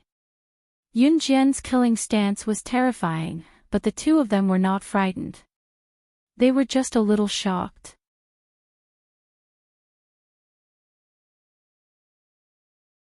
Chapter 153. Yun Jian asked Zhang Xiaofeng and Ling Yichen to help Chinsini because she had no more energy to support Chinsini. Although Yun Jian had killed Wolf Blade in one hit, she had used up almost all the energy in her body. In a battle between masters, it was true that one hit would determine the winner. However, Yun Jian knew that if she did not kill Wolf Blade in one hit, her current body would not be able to support her to defeat Wolf Blade. After all, Wolf Blade was one of the top 10 assassins in the assassin ranking. He was not a second-rate assassin, especially when her current body's energy was not even 1/10 of what it was in her previous life. Yun Jian could only use her killer move to win. Wolf Blade lost because his killer move was not as fast, accurate, and ruthless as Yun Jian's. Yun Jian had used up all her energy. Although she did not show it, only she knew how much energy she had. Beep, beep, beep. At this moment, the sound of an alarm came from the door. Ling Yichen had called the police earlier, so it was normal for the police to come now. However, there were 2 more bodies on the ground. It would be abnormal for them to negotiate with the police. Don't worry, leave it to me. I'm familiar with the people in the police station. Yuan Shuxiao volunteered. He looked at Yun Jian as he spoke. It was only when Yun Jian looked down and hummed in agreement that Yuan Shuxiao breathed a sigh of relief. Yuan Shuxiao was afraid that Yun Jian would not forgive his sister, Yuan Xiaoyu, for what she had done before. However, when he heard Yun Jian's reply, he immediately felt relieved. Yuan Shuxiao was in the underworld. Naturally, he had met the people in the police station and had a good relationship with them. In the end, this incident was suppressed by Yuan Shuxiao. With Yuan Shuxiao's protection, Yun Jian's murder was not exposed at all. In fact, the police were surprisingly happy when they received the bodies this time. This was because Wolf Blade was an assassin on the international assassin ranking. At the same time, he was also one of the most wanted criminals in the world. The result was that they got rid of a wanted criminal that the international police wanted to arrest. The police station could be considered to have made a great contribution. When Wolf Blade was killed in Longmen City, the leader of the special forces, Gu Junjian, learned about it. He wanted to investigate immediately. Who killed the famous and cunning Wolf Blade? Gu Junjian was the leader of the country's special forces. He held a high position and there were not many people or things that could attract his attention. In spite of it, Wolf Blade's death in Longmen City had completely caught his attention. Gu Junjian conducted a thorough search in secret and even mobilized the police force to find the culprit at all costs. Of course, she did not know that she had caused a commotion among the police. They took advantage of the time to rush back to the forest park and catch the bus back to school. She did not see Lu Rongrong on the bus back. The class was split into 2 batches and was arranged into different buses. Once they got off the bus, Yun Jian blocked the other bus that was carrying her class and dragged Lu Rongrong off the bus, teaching her a harsh lesson in front of the whole school. For people like Lu Rongrong, ordinary lessons were useless. Yun Jian dashed into the bus and dragged her down. Once she did, she slapped her countless times, smirking as she did so. You know what you're doing. If you dare to do anything again, I'll make sure you die. Don't. Have. You. Died. Without. A proper. Burial. Place. You. A slap for each word. It was only when Lu Rongrong screamed and fainted, her cheeks swollen, that Yun Jian turned to leave.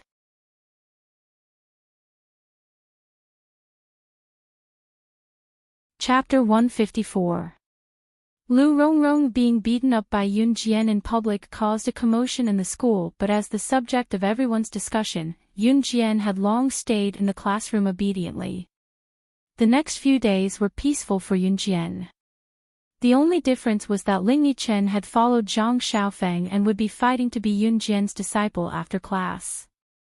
Whenever he saw Ling Yichen, who had toned down his playboy self and was admiring Yun Jian in a different way, Zhang Xiaofeng would always point at Yun Jian fiercely to declare his sovereignty. This is my master. Ling Yichen, don't even think about making my master take you as his disciple.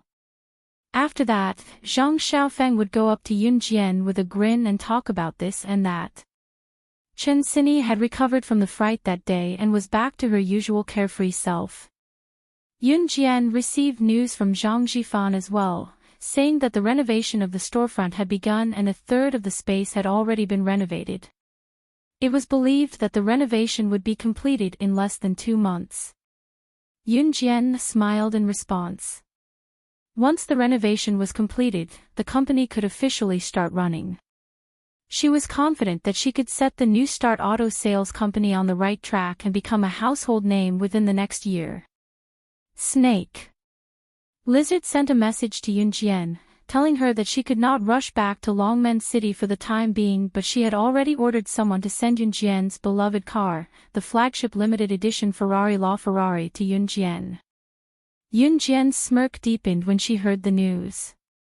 Yunjian was not only a secret agent, she was also a collector who loved luxury cars. She loved sports cars and supercars produced all over the country.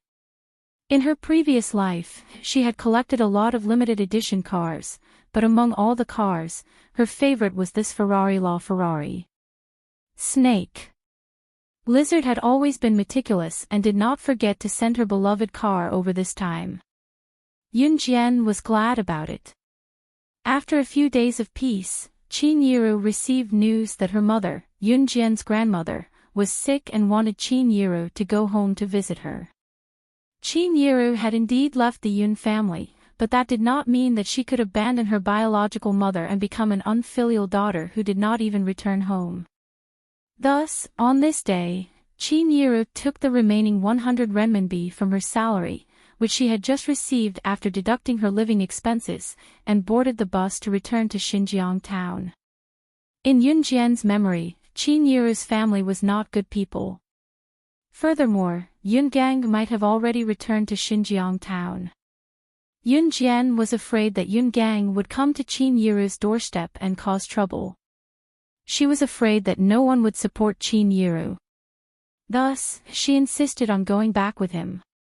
Qin Yiru naturally understood her daughter's thoughts. She did not want to disappoint her daughter, so she brought Yunjian back with her. Qin Yiru's family was also in Xinjiang town.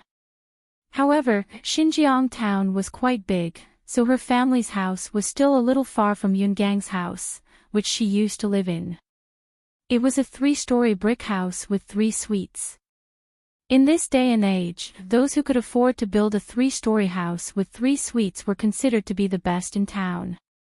To be honest, Yunjian's grandmother's family was not poor. Qin Yiru's sister, Qin Junlan, had a good family background. She would often help her uncle's family who lived with Yunjian's maternal grandparents. Qin Yiru's mother gave birth to 5 children. One of them died young, so Qin Junlan was the first in seniority. Her eldest son was Qin Liqian, and the next in seniority was Qin Yiru. As for the last daughter, she was Yunjian's youngest aunt, Qin Fangfang, who had married out of the province in her early years. She would only come home to visit during the new year. Qin Yiru knocked on the door and opened it. She was stunned when she saw a house full of people sitting in it. She was stunned because the person sitting in the main seat was none other than her mother, who had claimed that she was sick and wanted her to go home to visit her. Yunjian narrowed her eyes and saw 2 people standing next to her nominal grandmother who was sitting in the main seat with an intimidating aura. Qin Junlan and Zhang Taijun. However, Zhang Tijun's face was dark, and he looked gloomy. At that moment, Yunjian was suddenly enlightened. She was wondering why her grandmother, who had never liked her mother, would suddenly call Qin Yiru home to visit her. "Mom, are you okay?" Qin Yiru was stunned, but she still pulled Yunjian in. She asked because she was concerned about her mother's condition.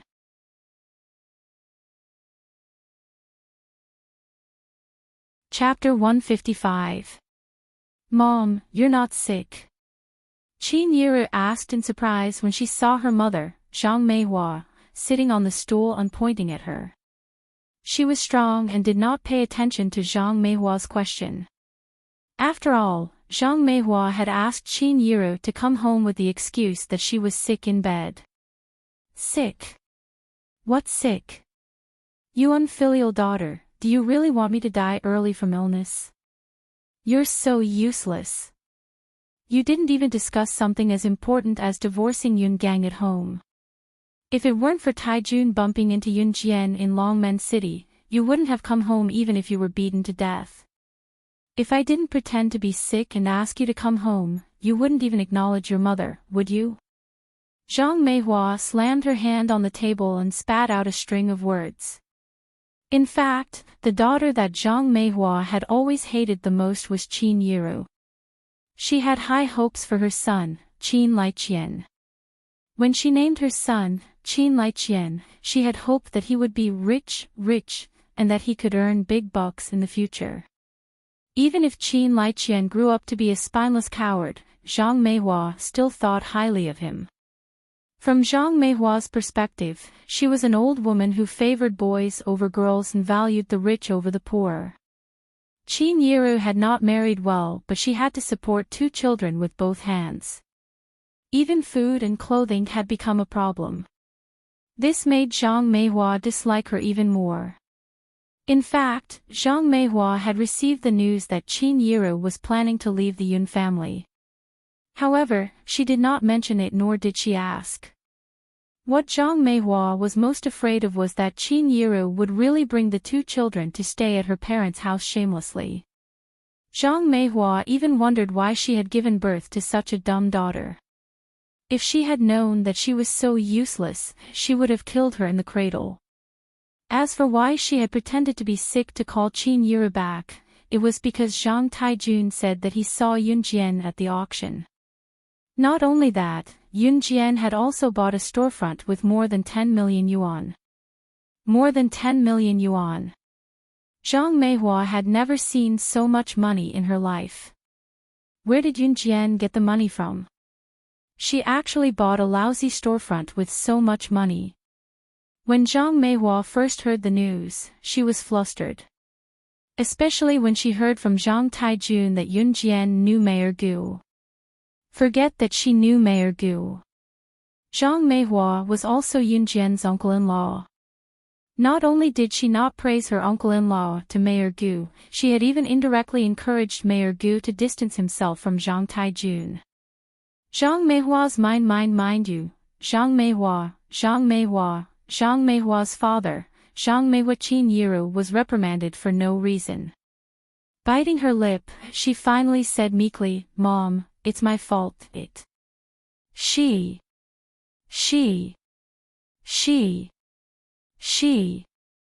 Touch your conscience and tell me, how does your sister's family treat you? Your family is suffering and starving. Isn't it all because your sister lent you money to tide you over? But look at your family's Yun Jian, she actually went to the auction alone. I don't know where she got more than 10 million yuan, She only bought a storefront. Also, your family's Yun Jian knows Mayor Gu. She knows Mayor Gu because she's capable, but how did she repay your sister's family? Taijun had something to ask of Mayor Gu, but what did your daughter do? She actually encouraged Mayor Gu to ignore Taijun. I was wondering why our Qin family gave birth to such an unfilial descendant like you. What sins have I, Zhang Meihua, committed?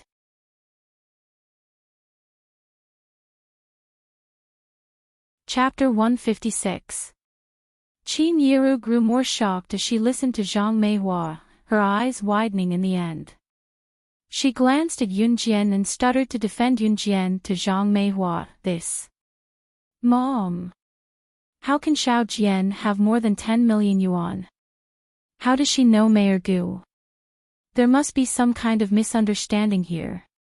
How can your brother-in-law be lying? Zhang Meihua interrupted Qin Yiru angrily, glaring at Qin Yiru at the same time. Zhang Taijun, who had been staring at Yun Jian for a long time, finally spoke up, his tone heavy with concern. Sis Yiru, how can I spout nonsense? Your Xiao Jian is right here. What happened that day is clear as day. Ask her if you don't believe me. Zhang Taijun had actually thought of many solutions after he was ignored that day. His plan could not go to waste. If Mayor Gu's plan was not approved, his funds would not be able to flow. In the end, there was only one result, and that was that the factory that he had set up with his friend would face the danger of bankruptcy. Hence, Zhang Taijun came up with a great idea. He came back to town and told Zhang Meihua everything about Yun Jian. This way, Zhang Meihua would stand up for him. As for Yun Jian's mother, Qin Yiru, she was Zhang Meihua's daughter after all, so she dared not disobey her.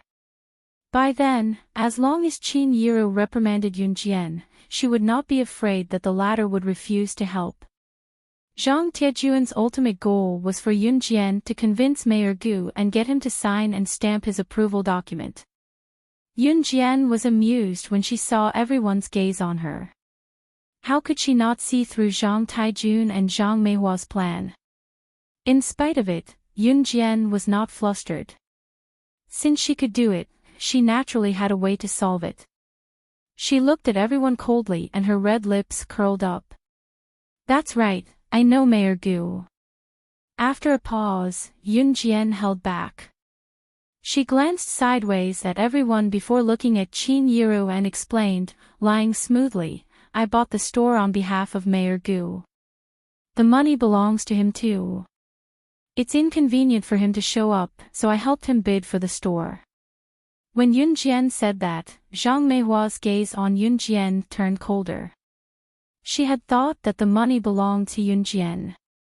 If the money belonged to Yun Jian, no matter where it came from, it was reasonable that Yun Jian should be filial piety toward her as she was her grandmother.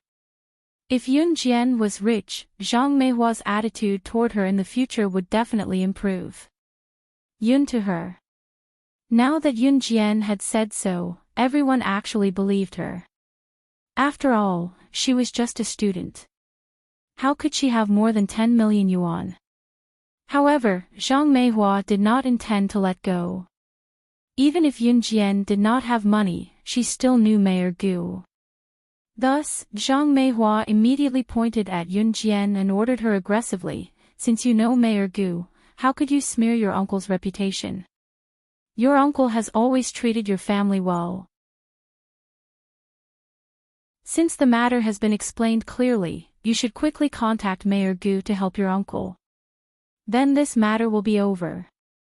Zhang Meihua's tone sounded as if Yun Jian had done something wrong and had to make up for it. Yun Jian suddenly felt that it was laughable. Her explanation was meant for Qin Yiru, but they actually thought that she was explaining to everyone. Why should I help you? Because when my mother left the Yun family and had nowhere to go, as her family, you did not say a word and did not care about her life or death. Or because you came to collect debts from my mother when she was injured and hospitalized because you were afraid that she would not be able to repay them. Yun Jian suddenly narrowed her eyes and pointed out Zhang Meihua's and the others' evil deeds. At the same time, her aura suddenly changed, and a sinister chill assaulted everyone's hearts.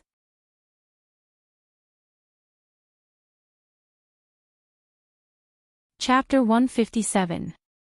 Hearing Yun Jian's blatant words, everyone was stunned. They did not expect her to actually say it. In fact, everyone knew what they were talking about, but Qin Yiru would never say such things in front of her elders. Even when her family was so unbearable, Qin Yiru tolerated it as much as she could. Now that her daughter had pointed it out so blatantly, Qin Yiru felt a stinging sensation in her nose for some reason.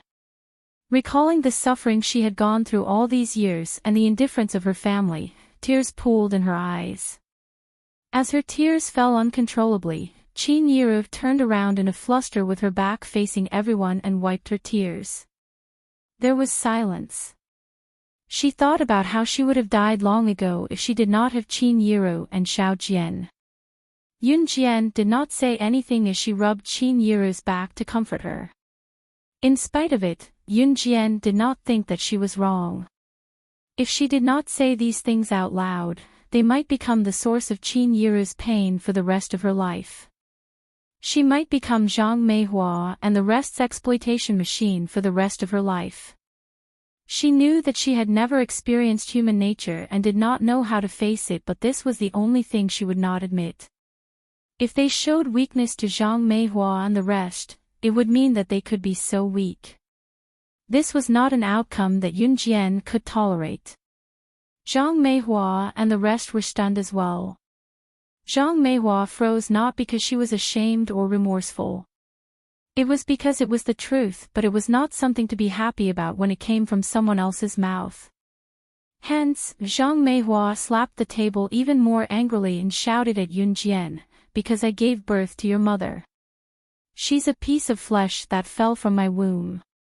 Without me, your mother won't exist. You won't be born either. So you have to listen to me." Zhang Meihua did not say it out loud, but everyone else had added it in their minds. As she spoke, Zhang Meihua even swept away the chicken feathers on the table and knocked them on the table. She then reprimanded Qin Yiru, "Qin Yiru, look at your daughter.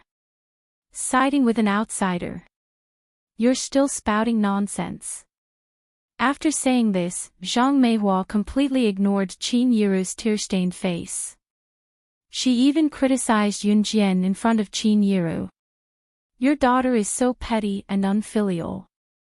She's already like this at such a young age. What can a person like her do when she grows up?" Zhang Meihua was indeed embarrassed from anger today.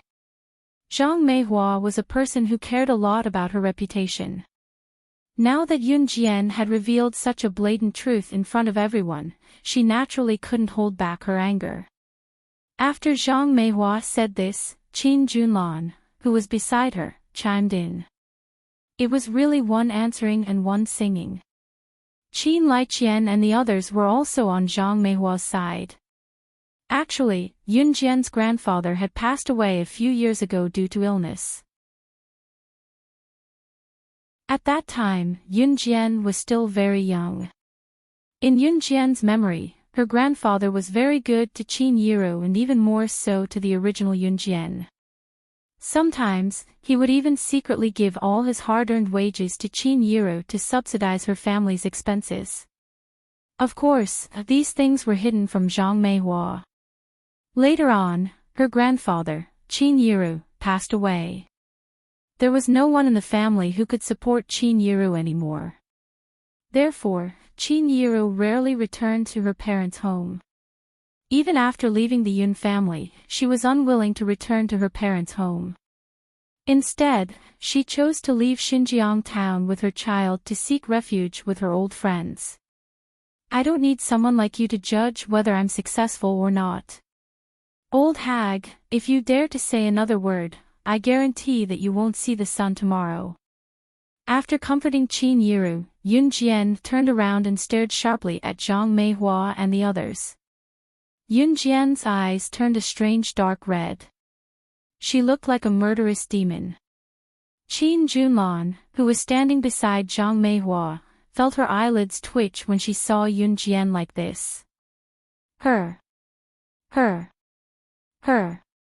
Qin Junlan was suddenly reminded of how Yun Jian had smashed a wooden stool in front of her in the hospital and how she had helped everyone dodge the sniper's bullet in the hotel.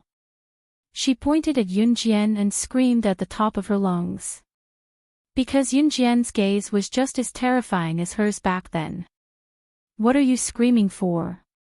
Zhang Meihua's tone was obviously weaker when she spoke to Qin Junlan, but she still reprimanded her for screaming. Zhang Meihua even grumbled in her heart. Yun Jian only gave them a look. Look, did they have to be so scared? No matter what, Yun Jian was just a child.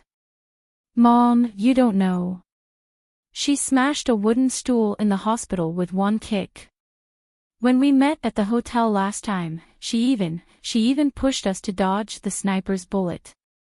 Qin Junlan suddenly remembered and was scared, so she screamed, "You're tuning into the LoveLore Library YouTube channel. We're so grateful for your support and don't forget to subscribe to join us on this incredible journey through captivating stories. Your generosity through donations truly makes a world of difference, as it's the primary source of revenue that allows me to expand and enhance this channel for you. Thank you from the bottom of my heart for being a part of this adventure."